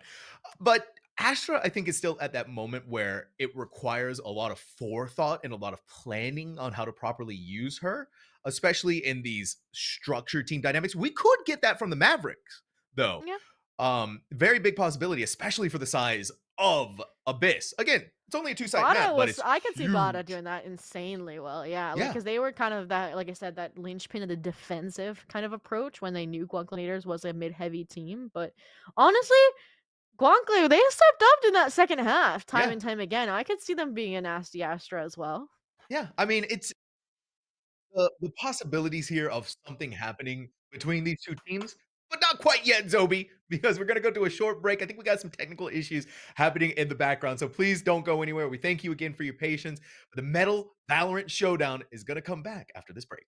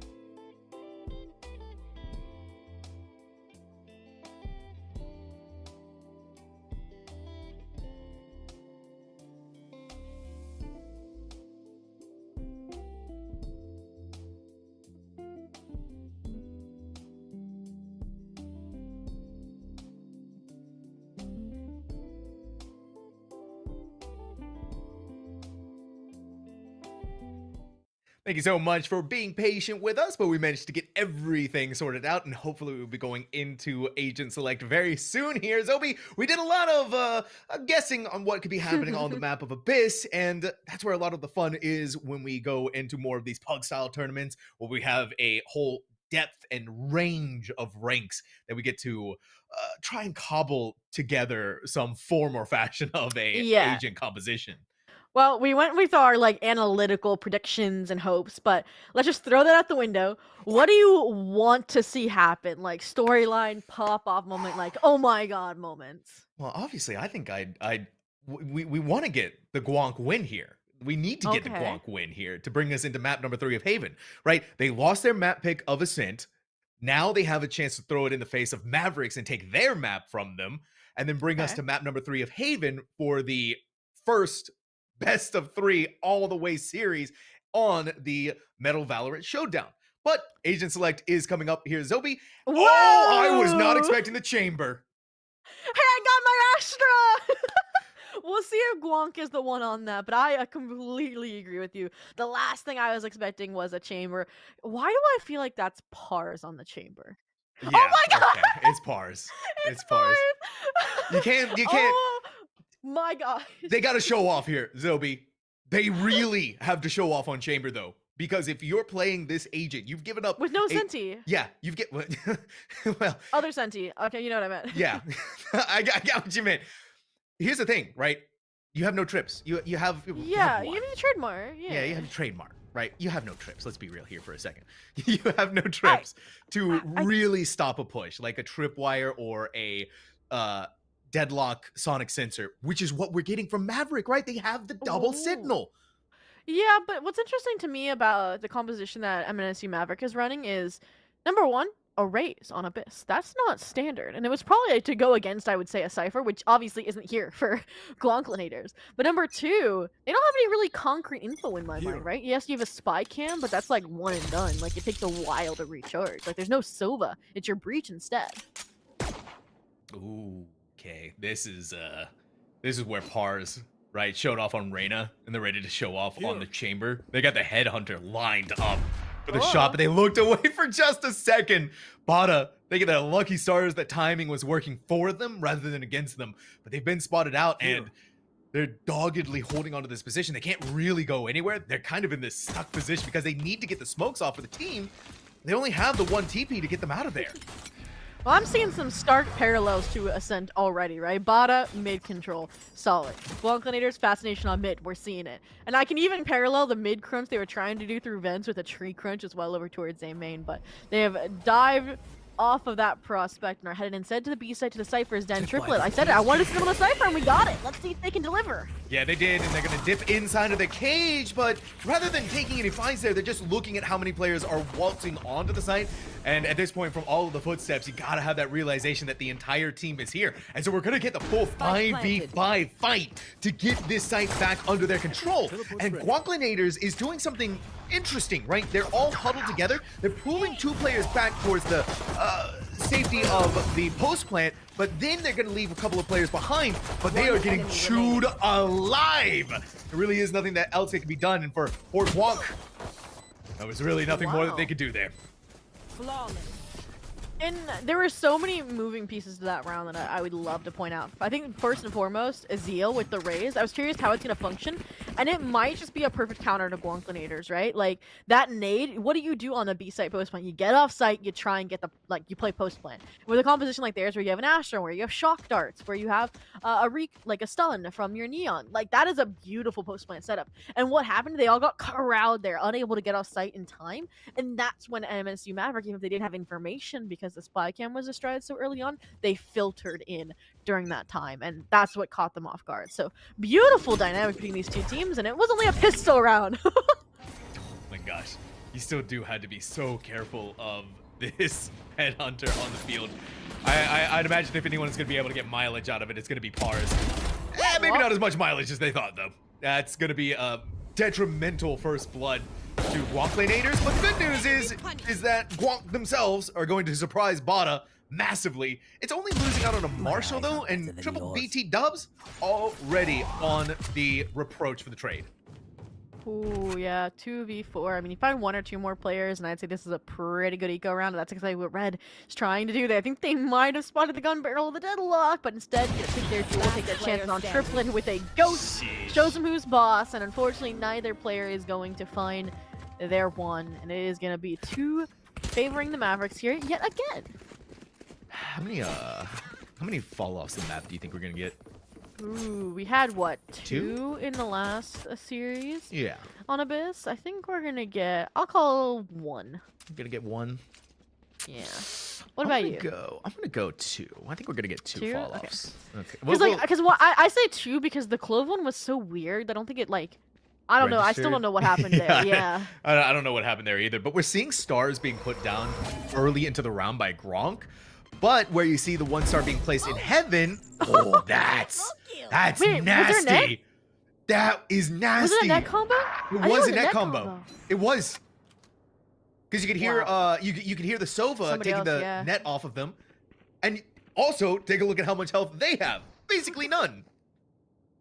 Wow. I mean, I thought about the Hunter Fury combo we had last time we had a deadlock, and I was like, well, no way another team's that coordinated, but here we are with a Raze in the mix. I mean, that makes so much sense too about why they picked the Raze over another agent so far.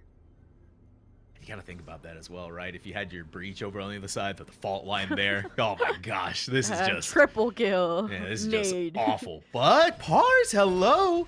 No one in mid to protect it. Right? Whoa. And so Pars is walking away with the world and everything. And a 3K2. We might be looking at the second ace of this series. Well, let's just say that Triplet is going to be tripping that from now on. Oh. But you mentioned the ace, and unfortunately, Azil. They got a nice weapon. Yeah, Frostbite's gone. I didn't even realize it's the bronze on the deadlock too. That's even more interesting to me. Right? They're keeping them on the Cinti roll. Why shake things up if they don't have to? Oh, poor BTTW. You can see they were looking all over the place, but rest in peace. They got pushed away, bullied a little bit. Maverick, the net combo not working for them in the way that they were hoping it was. Anyways, yeah, I think like you mentioned, putting them on the deadlock as that secondary sentinel makes a lot of sense. I mean, they've had insane flexibility, I'll give them that, right? The Killjoy, the Gecko for bind, now a really coordinated deadlock that's been playing off of Azil nicely too. So hats off to them. I mean, 4-1 as well, right? Like, we talked about mental and how Guancliniers had to get themselves out of a hole. I mean, they won that round off of Pars. Again, look, there's that trap wire I said was going to be there this round. So that mistake doesn't happen again. But aside from that, I mean, look at the stronghold this deadlock utility has over towards the A site. Like, you are not getting through. No, you're not. And you've gotten some sound cues that someone has posted close to this with the elimination of that recon bolt, but it's just backing away. Eziel is not going to play too far forward with those sonic sensors. They may have been able to grab something off that, but it would have been, hopefully, if you're Gronklinators, an immediate trade follow through. Triplet is hearing a lot coming their way. You saw that they were pushing forward, but then tucked close to the wall, waiting for the swing through from somebody. And you can see, too, that there's a lot happening there. Spike down. Dribble. B. Gonna grab the one. Gasly's has the trade follow through. Nada in the center. How are you not dead, my friend? Well, they live to sell the tail, and now hopefully for the retake as well, where Nomad's trying to get ahead of that action. Able to find Pars, punish that over-aggression here, and now it's suddenly the 2v4. Gasly's feels like they have to buy more time for the Ashe to play out this post flank, or for a mid flank. They're still debating. Now they realize Gasly's cannot buy enough time. They have to get back to the action. Guanc has one grab star here. They're actually gonna pop it pretty early on. Net not gonna capture any info here either. The high-low, or that works too. Yeah, just make it look flashy for a second. This is what I was talking about when I thought some of the difficulties that you'll have with an Astra is going to come into play with players who may not be very well practiced with her. Is that you have the right ideas, right? You put your star down for the gravity well to pull them in. You may do it a little too soon. You may do it a little too early before you can really gain maximum value out of it. Spike planted. And then you're left in these awkward moments where you really can't gain too much from it. And so I'm hoping as the rounds go on that Guanc is going to be able to readjust that for themselves and adjust the timings just a little bit better. Yeah, we said it even when we were kind of predicting a possibility of an Astra. It was going to be more difficult agent to master. I think they're more going to be helpful on the defense in my mind than the attack, just because, like I said, you're reinforcing a chamber pick more than anything. But aside from that, I mean, that was a difficult situation, right? Like a Hmm. 4v1, like there wasn't even going to be time. I think that's why they tried to do it early rather than late. Maybe get some vulnerability off on 2 to 3 players. You swing, you spray them down. But regardless, round lost.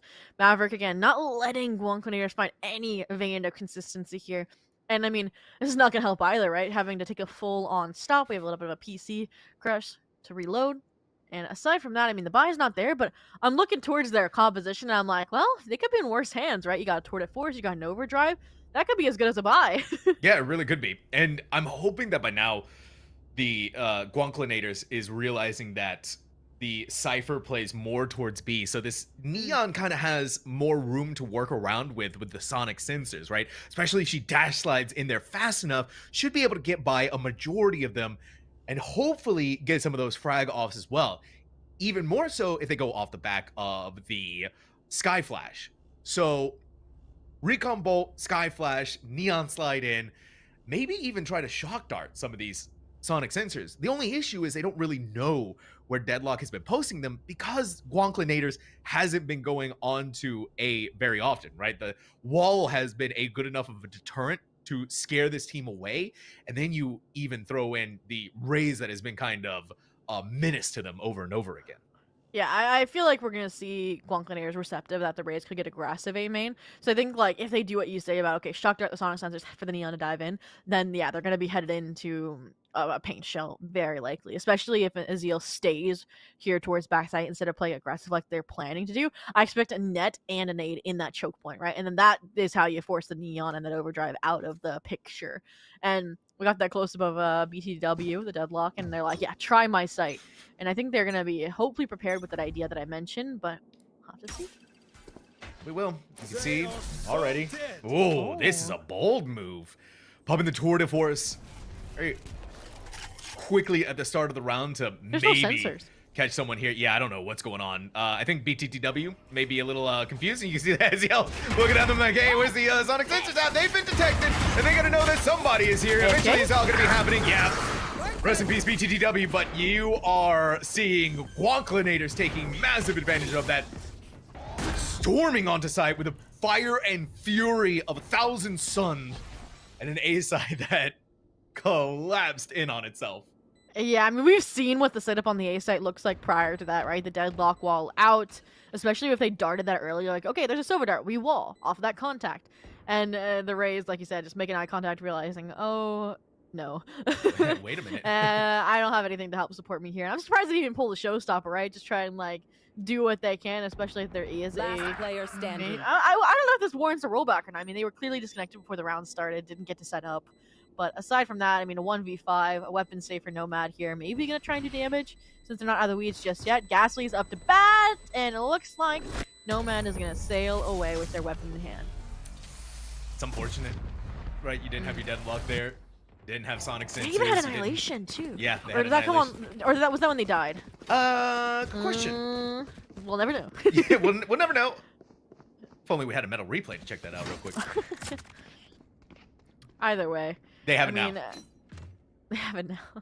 Yeah, they have it now. That's all that matters, especially if we're not getting a replay. There's no pause either, so it seems like BTDW is in fact back.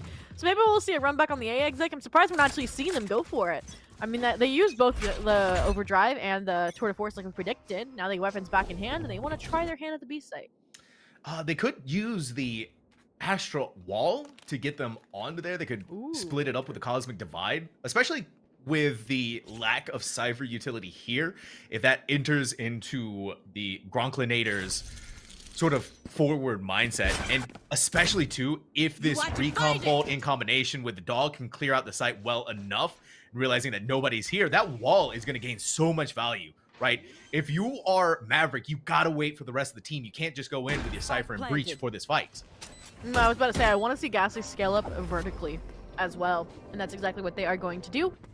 Able to get up here towards heaven. I don't think anyone is going to think of clearing this out. The cage is up, but now the stun is perfect. Forced to recover. Now they're probably blinded as well. everything but the kitchen sink being thrown at this Neon, and they're still alive. Wow. They couldn't go and try to land the headshot. That annihilation has grabbed Gwonk. So there is going to be no Astra for the safety of that. Now you're relying on the Hunter's Fury, and now Andy has to do it by themselves. The defuse stuck at half, and Bada, they ain't gonna let no stinking Sova scare them away. They got the rest of their team to support them. More importantly, they got another round. I'm sorry, Sam, but you missed the best opportunity to say bada bing, bada boom, they got the defuse. Toby, I was saving that for a different, you know. But it was set up so perfectly, you even paused. Oh my goodness. But aside from that, just another nicely done plan, but again, just disruptions in the composition that Maverick are running, right? The Annihilation, right? If they didn't have that in hand, if Guanco was able to stay alive, what do? They gravel it, and you have so much more time bought before you go for that Sova ult. Ooh, Bada, you've been the mid-champion so many times. It's up against a player like Praz, like Pars, you gotta be so careful in taking some of these fights. And this wall, a lot of bullets flying towards it. Took a long time for it to get rid of. And Eziel is waiting. Gonna fire a couple of shots through the smoke, see if maybe they can grab something on the back end from that. Just waiting now as all of the stars are coming around them. They're hearing the dog on the site itself. Here is where the sonic sensor's gonna come into play. That relay bolt perfectly set down on the ground. Bada is back, giving up control of that mid space for some of these fights over here. BTTW denies the spike plant. It doesn't go very much further beyond that. It's a 2v3 fight. The spike is getting planted. Andy able to get ahead of the sonic sensors, deny some of the impact. The refrag is clean. Spot the head of red. Unfortunately, they're going to tuck away safely alongside Ghastly's here, and there's Nomad was just really going for recon, right? Waiting for the rotation of the Cypher to join them here. Triple now going to re-entry alongside them. The flash, the anti-flash should have worked out, but Nomad was worried about their own utility instead of the refrag. Now it's ours an opportunity. Instead, it's just going to be Ghastly's buying time for red here. Yeah, it's just making a lot of noise in the background. Nomad knows they have enough time. What a flick and a half! But do they know what is about to surprise them in tower? It was far too little too late. They got off of it to try and take the fight, but red was ready to go.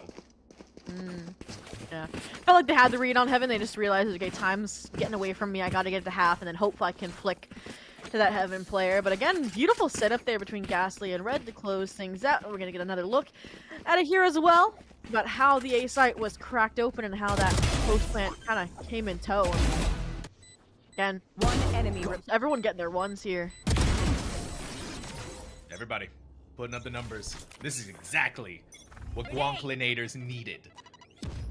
And you now even pushed the Mavericks into a save round to try and protect whatever fledgling economy that they have. Eziel, they've been seen, they've been detected, they've been seen! What are you gonna do here? You're kind of just stuck on an island in the middle of a Guanklinator tsunami. Wiped off the map. And now you let the Seekers do their job. Push through, keep an eye on the sonic sensors, detect where the rest of the players are. You realize that nobody's here on the site. Get that spike planted. You can net a Seeker, they should set off the sonic sensors, I'm not gonna lie. But aside from that, they still are gonna get control over the site nonetheless. So again, it's a retake, this time with suboptimal weapons. Damage being done with these sheriffs though. Decent amount here, where one's being taken down, another's being traded out with the sheriff again. Now you're holding back a little too far forward. There's no one in vents! No one all by themselves. They gotta win the 1v2, but this time with a sheriff instead of a vandal. And that was gonna be a tough round to have won regardless, right? Andy was down below, and whatever contact play was gonna happen, both of these players make the swing happen immediately. And what looked like dire straits for Guanklinators at the beginning of this match, Zobi, it's tied up. I'm still just kind of like chuckling over here at the fact that they were so sure somebody was in vents because somehow the door got broken, I think, from sight. That I think that really is what distracted them and didn't allow them to focus on taking those duels together over towards sight. So whoever accidentally broke that from sight, hats off to them. But aside from that, Eziel, you've been sitting on the showstopper for a pretty minute, and I want to see it utilized. And that might be what they're going for here with the net nade combo. Once you confirm players, you would have ulted. Unfortunately, not going to find anything. You're going to swing and might just find yourself a first blood again. Guanklinators, so smart. You gotta admire this team's determination to not fall into the same tricks over and over again. And I think they're also starting to realize that because the deadlock is here, this is the weaker player, this is the weaker site, it just falls over every single time. Yeah, they're Spike giving up that planted. control really, really easily. And then with the ults they have for Maverick, I want to see them take a timeout, take a breather, take a change of pace. Because you have a Rolling Thunder, you have a Showstopper. Can be really good on the retake if you have numbers, if you have smokes. And neither of those boxes are checked at the moment. And a lot of noise being made. Triple's gonna win that first fight, but wasn't prepared for the second in the form of Pars. Now the wall is finally gonna come up, but what are you gonna do? Poor Deadlock, lone, by yourself, afraid, scared of what the boogeyman in the night is gonna be. And it's none other than Guankle themselves. Guanklinators in the lead. Please stay alive. Yeah, if Guankly was not backside, that could have gone very, very differently, right? Like, you get your breach back out, the deadlock wall is up, and suddenly you could get somebody sticking the spike. So, huge shout out from there, especially when I feel like that's the last player you expect to be that deep towards CT. But aside from that here, again, now Guanklinators have the lead, like you mentioned, and they need a comeback strategy if you're Maverick, because this is a shifty buy, shifty scoreline. You have ults to work with, and it's about to be do or die. Oh, Yeah. what? Or not. Okay, line up. Wait, they both have this line up? It is again. It's come back, Zobi. Man, I just need to get up to date on my What lineups, is I it? guess. They still know exactly where it's gonna be. It takes the recon bolt so long to get there that Yeah. I guess if you're not aware of that lineup, it could throw you off, but it looked like things were just fine here. So they changed things up with the Sentinels, right? You put your Cypher over on the A Nice. site, and that's where Guanklinators decides that, okay, well, that was fun. Let's go to B. Yeah, they're sending in one Astral Star, I think, for a fake smoke over towards A, but nobody falling for the drone. Gonna pretty much give away this B exec as well. Sonic Sensor Yeah. again could have trapped the Neon temporarily, but the issue is Parse is already in. Exactly, and that's kind of the nice part about too with Guank being on this Astra is that again you have unlimited range of the map to be able to place down your stars, and now you can play for this lurk movements here. Spike planted. And for the Mavericks, you have a full squad, you have a full team. So does Yeah. Guanklinators on top of all of the ultimates. They can use a Hunter's Fury to stop the spike being defused. But Bada can keep this train rolling, and if the rest of the MNSU Mavericks can do that, it's gonna be dicey for Guanklinators. Oh no! No way! Wait, you can make the jump. No? Okay. Oh my goodness. They're still in. They could perfectly out. They know players are, but it's not enough here, is it? We've seen this before. Wait, they're gonna stick the defuse, Bada! You're not gonna let anything stop you, but this is where Guank's lurk finally came to its maximum value. Keeping it all unchecked, lost track of the Astra, and lost the round. And that's kind of what I trust the singular sonic sensor as well on your mid hold, right? Like BTDW was alive so late into that round, so the sonic sensor was active, but it didn't matter. They get behind, and that's what that global Astra utility is going to bring as well. I mean, everyone's eyes, even us as casters, were focused on that chaos that was happening off the showstopper over towards B main, and as a result, everything flies under the radar and is able to close things out, give Guanklinators a, confirmed, at least tied half here if Maverick cannot strike back. And at this point, again, Guanklinators made the change. It didn't work out. Now they're back to business. Zobi map picks. I'm just telling you. It's not pretty. Here it is, the very fun recon bolt sailing in. Azil's got the step ahead of any crazy recon bolts flying in, but fortunately for them, a wall is going to deny vision, is going to deny sound. They're still going to be crazy enough to walk in there and then be smart enough to fire through the smoke. Yeah. They dip back around, but the wall going up is going to keep them protected from any bullets flying in their direction. A boombot's going to go out on the other side, catch somebody with it. Even better, but the spike is still planted. It's a 4v3. I love how they've been playing around this wall. That should throw the go. Gas is out of cover as well, but they hold their own. Flash is a beautiful. BGW cannot play off of it. Overdrive top the dive, and they don't clear the corner. Bada alive. Oh, the reload! The reload! That's why you're thankful you have the best teammates in the world, Zobi, to keep you alive. And more importantly, to keep this relatively, numbers-wise, pretty good for the Mavericks. Last Yeah. round in Lucky the as well they half. had a gun at their feet. And again, they just played around that Cosmic Divide beautifully. Purely, I would say, the Raze util. I think you did see that net as well from having on Deadlock. The wall as well was great to set them up. So they didn't have to invest that util earlier than they needed to. And then the fact that they were able to flood into main so effectively before they can get this post-plant barrage cemented. As last round of the half, might as use everything you can. Tour de Force already here. Hoping we get to see that neural theft off of an early frag. You want to Have to wait and see. play? I mean, they're Let's leaning towards play. B. Yeah, but if they're gonna go on B, it's a lot of pain coming their way, right? Cypher trips, you have Nomad posted with the breach. Mavericks have a lot of different looks to be able to protect this site. And Guanclinators, they're all over the map right now. They haven't really settled on where they want to go just yet. And the deadlock wall on A is going to make it so difficult. But here's the kicker, right? The stars are going up on B site where the over-rotation has happened. If Guanclinators can take advantage of that, may work out for them, but the Mavericks are catching on to this, right? You have you have your Raze and your Omen kind of in that weird middle ground right now. I mean, last time we saw an Apex with the stars, it was a full smoke commitment, not a recall. And the spy came only spotting one as well, and Chambers like to lurk. It all makes sense here. The only thing that's not making sense is the fact that the Chamber was still pushing through B. Trapwire's destroyed. Might keep the Cypher over there. But the plan's going through.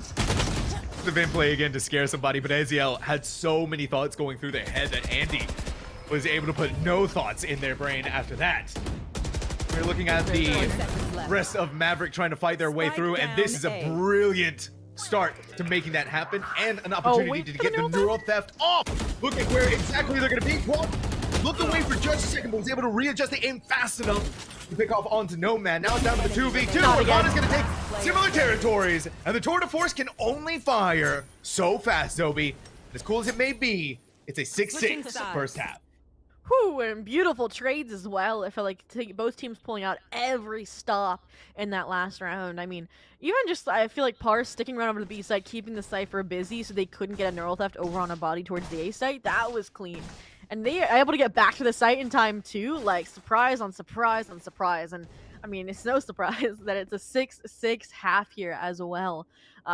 All things considered, you know, we were doubting Guanclinators, like we thought they were a one-trick pony with the ascent picks back to back to back, and once they lose their map, they gotta change things up. And this creative comp is definitely doing work against the Mavericks. That it is. Hopefully creativity is still in abundance for this team. This defense half not gonna be easy for them, right? You're really relying on Pars here on this Chamber to do things like connect a headshot. But unfortunately for them, it's not gonna quite work out. Thankfully, they don't get caught by the grenade, but they do get caught by an Eziel headshot. Things have completely been blown over. Spike planted. And that was just a really good breach flash as well on the Pars. Set them up beautifully. Eziel on the entry as well. Talked about the pick of the Raze over the Jet and the Neon, and the Yoru. So far, it's convincing me, right? That was beautiful. Flush of players that backside, forced them to take these engagements, and then it's firing squad. I mean, they have numbers here, this post plant now. Granted, a little bit lower HP, but is that wall on the spike? Yes, it is. They have to break the wall to be able to get in there. A 2v2 down on the ground. Bot is going to dip inside of their smoke. Safe harbor and refuge given over to them. This man is just hitting the right clicks like crazy. One bullet in the classic chamber. Woo! Praise be to your deadlock for keeping you alive, Maverick. You are being bailed out all the time, Bada. I mean, it wasn't even, I would argue it wasn't even the deadlock keeping Bot alive. It was the enemy Astral Star on the spike. That smoke and the perfect dissipation of the wall as well, so they can slip back sight. Whew, what timing. And Mavericks, if they wanted a round to flip the script, that was the pistol to do it. They've reclaimed the lead, a bonus to get them that extended as well. I mean, what more is there to say here other than Guanclinators? Maybe they're getting a taste of what the B exit's going to look like, and they have completely vacated the premises. Yeah, there's no signs of life on B. It's all in There mid. are mid. Yeah, there might be a shock and surprise here if Triplet actually wanted to push out of there. But the smart thing is they left their trip there. Oh, you have to be recognizing this. Gwonk did this to you on Ascent, and Maverick. Oh, that camera! That camera saw everything in 4K. They saw 3 players there, and now you're hearing more footsteps coming your way. This is bad news for Triplet, but that wall is going to protect them all. Beautiful! Playing aim labs over here. Anyone have any spins? I may have down Oh my my fingers. goodness! And like Multiple from fingers. like the jump scare. I mean, you even saw like Triplet after he came out of the camera, like that little jitter. He's like, "Oh my God, there's 3. Let me reposition." And he handles it beautifully. He calms the team, and the team does exactly what they need to do. They get the deadlock wall up. They have Azil saying, "Okay, I don't need to make space on site. I need to hold down the flank with my team." So a beautiful duelist play as well. And I mean, a 4K with the Guardian. That's just. I wish we could have seen it. Well, the good news is we have more opportunities through the rest of this matchup. Maverick using an operator now, and Pars is going to take that shot through the wall. You see how low their health is, fading away from themselves. Bada disrespecting the owl drone that was above their head. Gonna throw in the paranoia. TP to the high ground. You Oh my blinded gosh. out Andy, but they got out. They got their sight back just in the nick of time to win out in these duels, win out in these fights. The spike is still gonna be planted for MNSU, which is a silver lining here. Yeah, it's feeling like a little bit of overconfidence. Now that confidence is fighting Player back. standing. Triplet, the Guardian shots, Nomad. Guardian in hand, this is feasible. The tap, fate, red now, only on, quickly dealt with. No. Now you don't have to swing, wait for the recharge of the fault line, yeah. Exactly, Beautiful. exactly. You have it long enough. Oh no, man. Stay out of my way. If you wanted to make a prettier clutch, if you wanted to use a metal replay moment, that is the moment. Yeah, that one definitely deserves a replay. I mean, it felt like it was kind of spiraling for MNSU Maverick, right? The over-aggression of Bada, and I believe it was Azil as well, trying to also swing for them, probably carrying the momentum the last round behind them. And this is these players, their insurance policy on the site, playing for the win con, and beautifully so. They get the refrags, and they get the crowning moment. They get the bonus, and now they're 3 rounds ahead. You've given your deadlock the operator. Revealing So Why not? why not? We're in one of those moments. Eziel, I like this though. Go off with the showstopper, buddy. You're forging a fiery path of destruction, and this scared Guancolinators so bad they not only left the site, but they went into mid Spike to keep planted. themselves alive. Bro, they're not gonna expect the trap wire, but they're not gonna expect triplet either. Oh my goodness. And now, I mean, the operator has one job, probably to hold down the flank. I mean, Vada's already dealt with an incoming surge of wrath, and there it is. They know they're trapped in the corner, looking for the second kill. Ouch, ouch. That's painful. Oh, you've been paranoid. Wait a minute, they TP to the other side? They had just enough room to be able to make that happen? Oh my God. Yeah, we're having fun now. If you're MNSU Maverick. You said trust the op to the deadlock question mark? I say trust the op to the deadlock exclamation point. 2 kills, beautifully done, especially after Triplet falls, right? Because of the sensor bait. Never trust the deadlock sensor, guys. I'm sure that's something Triplet's gonna learn after this. Yeah, you But gotta rely on yeah. yourself for that one. I mean, they had a trap wire up too, and they were like, okay, there's no way they're past it already. But again, stars align, they fall. It doesn't even matter. The rest of their team picks up the slack. They are the ones 4 rounds ahead on double digits. Flawless this half so far.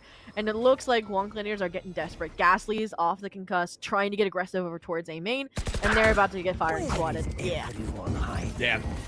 Eziel has had enough of that happening to themselves that this time around, whenever a duelist is going to push out of there. Oh, Bada! That again Wow. is crazy from this Omen. Wanted to do insane TP plays like that. Thankfully for Gwonk, they knew that an Omen was going to be behind them. They heard the audio cues in their brains.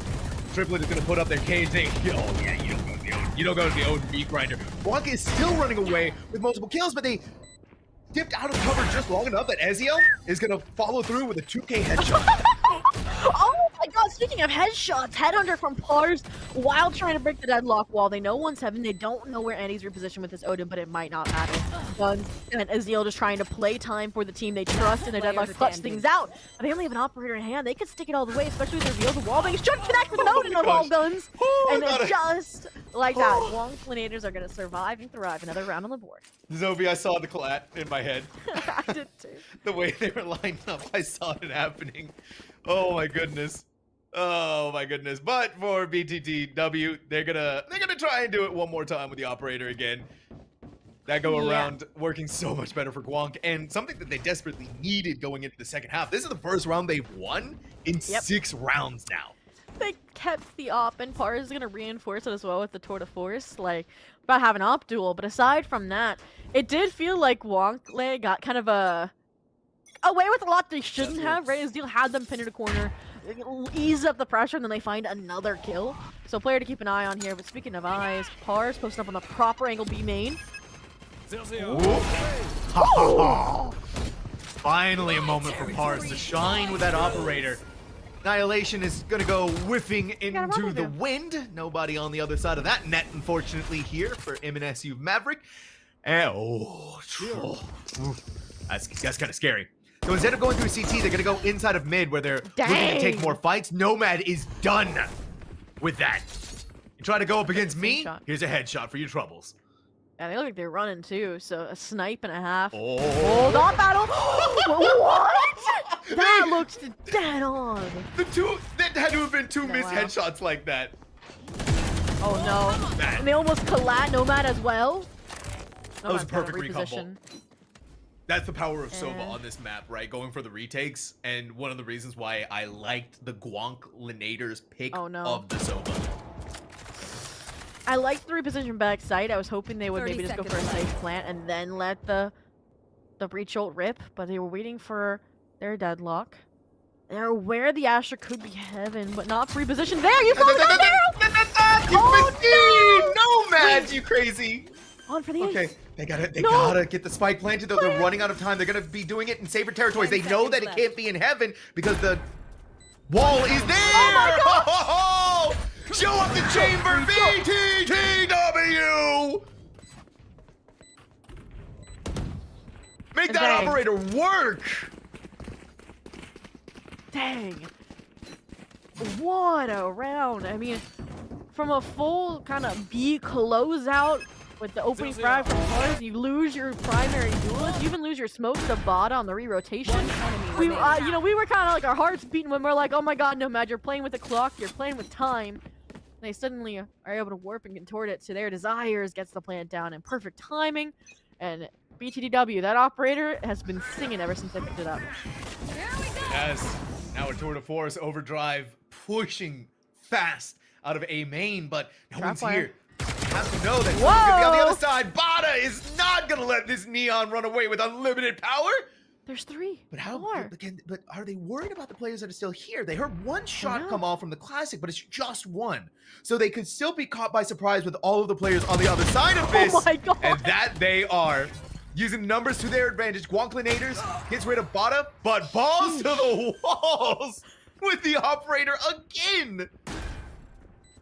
Wow. And I mean, they know the 3 other players are coming from mid. They know Azil's pushed up here. I mean, Azil trying to go for the hero moment, right? Hoping they don't clear this corner, or they disconnected, or they fell asleep. Who knows? Not us. And either way, now a 3v3. Nomad playing with fire as well. I want to see them just let the ult rip. Yeah, kind Seekers of. in, That especially? Seekers are going to see exactly where they are. The Cosmic Wall is going to go in, so they won't use the defuse of the spike! Triplet! That's crazy, my friend! You're over on the other side. The spike is going to be defused. You got to go in for the fight, but you can't hear anything. They got to do the Rolling Thunder now, but it's not going to be... Oh, I think it was just in the nick of time. The spike is starting to be defused. They got to go in for the fight! Oh, my God! Zobi! This isn't happening! Match point. I'm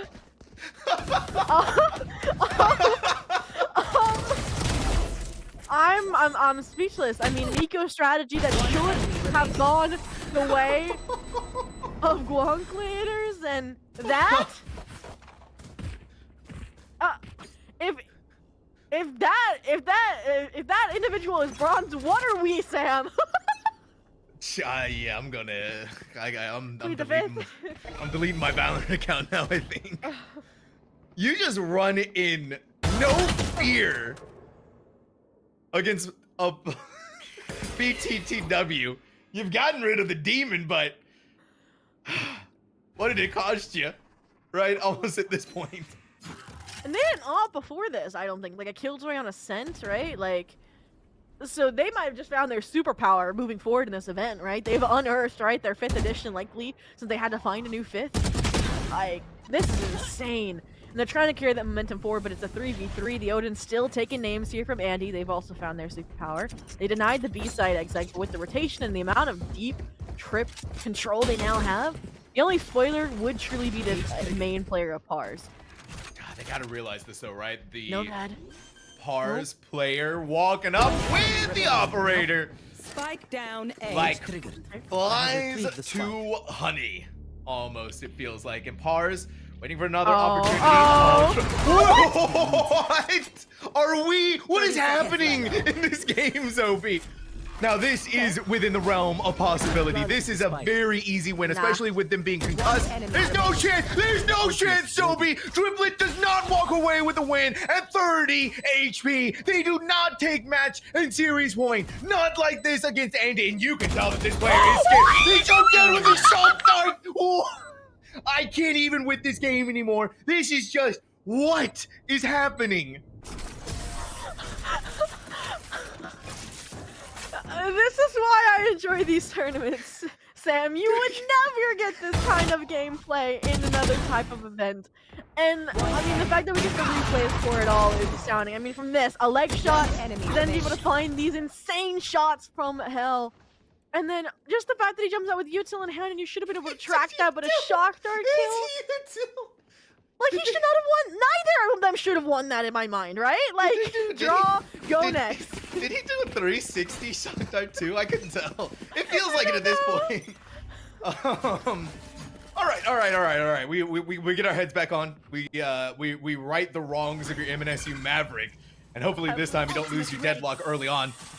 They pick up the ultimate orb that gives them the annihilation, but Wonkla and Naders, they gotta figure out something here to win this round because things are in dire straits otherwise. Oh, you looked away, Gasly's! Had time to look on the other side, and not only that, but there's also a player being reeled in. Beautiful. Like, the nade, the bait, you know they're droning from heaven, you send the annihilation, and it feels like it's about to get wrapped up with a bow for Christmas, right? Thanksgiving past, and Zeal's trying to be that threat. Side by side with Fada, and they have done it in flawless fashion. 13-8 duo. MNSU Maverick will be advancing to the semifinals of the Metal TV Valorant Showdown. Okay, I felt like we just We went need to do through some 5 breathing maps there. exercises, Yeah. you know? Zobi, that felt like a 5 mapper. I'm not gonna. Wow. I think I just aged 20 years in the past 2 rounds. We get the Collat operator with a deadlock just running in there, guns blazing, living up to their name, by the way. and then we have the whatever insanity 360 no scope shock dart. Mm-hmm. When, you know, the Cypher shouldn't have been able to even get the first shot onto the Astra after being fully stunned as well. Aside from that, what a series. I mean, competitive from start to finish, right? Map 1 was a 13-9. This was a 13-8. I feel like, right, like, if there's a team to beat right now, I feel like it would have been one of these 2 teams. I mean, we're going to take a look at the stats, and again, we talked about how there was, like, a low and a high disparity in our first best of ones, and that just wasn't really apparent here, right, in this series, right? There's no, like, standout players. It's all kind of even across the board, especially when we look at our winners of MNSU. Yeah. Look, it's kind of crazy the effect that we've had all across the board from each and every single player. And Yeah. especially even more so too when you take a look at the spread of the players that we have, peak ascendants, peak diamonds, and then the bronze player. So that's not enough to offset My the MVP. potential. But the bronze player, it's what, if that's bronze these days, I'm done. I'm cooked, Zobi. That's it. Bro, That's it bro, for me. It's I'm like, done. It's like when they're gonna be trying to tell their friends, they're like, guys, I'm bronze, but I'm so much better than that, and they're not gonna believe them, and then they're gonna show them this VOD, and they're gonna be like, okay, No. we believe you. Yeah, no, what they do, they get their medal replays, they get the medal clip of them getting that double kill with the operator. And then I feel like at this point, Riot should just make them an honorary Especially Radiant. if they win, bro. Like, if Yeah. they win this tournament, they're gonna have a heck of a story. Yeah, they win the tournament, they're going to have one heck of a story and the lion's share of a $5,000 prize pool, Zobi, which I think was somewhere around the $3,000 mark. So that's a big Yeah, victory 35. here. And you've just brought yourself one step closer to that going into the semifinals. So you have the first place, second place, and third place getting something. Very good opportunity here for, at the very least, if you're the Mavericks, to walk away with something. And I would like to take a look at the bracket if we can as well. I'm lying to you guys. We can. It's not updated, but we've seen these teams fight through a lot today, and they still have two best of threes to get through tomorrow, right? The semifinals, the grand finals. So this was just a taste, right? Like you played a max of 5 maps today if you're going to that map 3, which other teams could be doing for all we know. But Yeah. our series was definitely a banger. So I got kudos some to good news for you, TOs. Zobi, because I What did just take a quick look at the Battle 5 bracket. Interstellar Rat Squad in the semifinals. Yes! So Guys, you better stream them tomorrow. I just like their team name. I thought you might have liked that one, I but appreciate that one. yeah. Hey, a big thank you again though to Metal for putting on this tournament. Metal Valorant Showdown has been nothing short of spectacular. We do also want to say a big thank you to all of the Ooh, people in the background. Zobi, look at all of these amazing people. today. Hey, that's us right there. Oh my god, it is. But it's also our amazing behind the scenes staff. I mean, especially shout out to the tournament organizers and Adam who spent like 10 plus hours kind of trying to like go through and verify all these teams. So we had as competitive of a pool that we did and as accurate of seeding as we've had. Like, yes, there have been some upsets here and there, but aside from that, like this whole point system has been very cool for making these as close matchups as we could have had. Aside from that, though, Sam, we unfortunately won't be here to round out the Metal TV. We'll be in chat rooting these teams on because you get the amazing Echo and Keg, I believe, tomorrow. Which number one, a really fun pair. It's dad and son energy. You're gonna love it. But aside from that, it's been so much fun to cast like non-professional Valorant, right? Players that just saw this, in the Metal Discord server, in the Metal app, maybe, and we're like, let's go have some fun. Yeah. And at the very least, from a high level overview perspective, this has been a lot of fun. Yeah. Unconventional compositions, unconventional strategies, unconventional everything. So make sure that you download the Metal TV app on your phone or on PC so that way you can capture all of your exciting gameplay moments out there. And make sure that you follow either the YouTube channel or the Twitch channel because, like Zobi said, we're going to be back tomorrow. Not us particularly, but our amazing friends Keg and Echo to guide us through the semifinals and the grand finals to determine who is going to take that first place prize.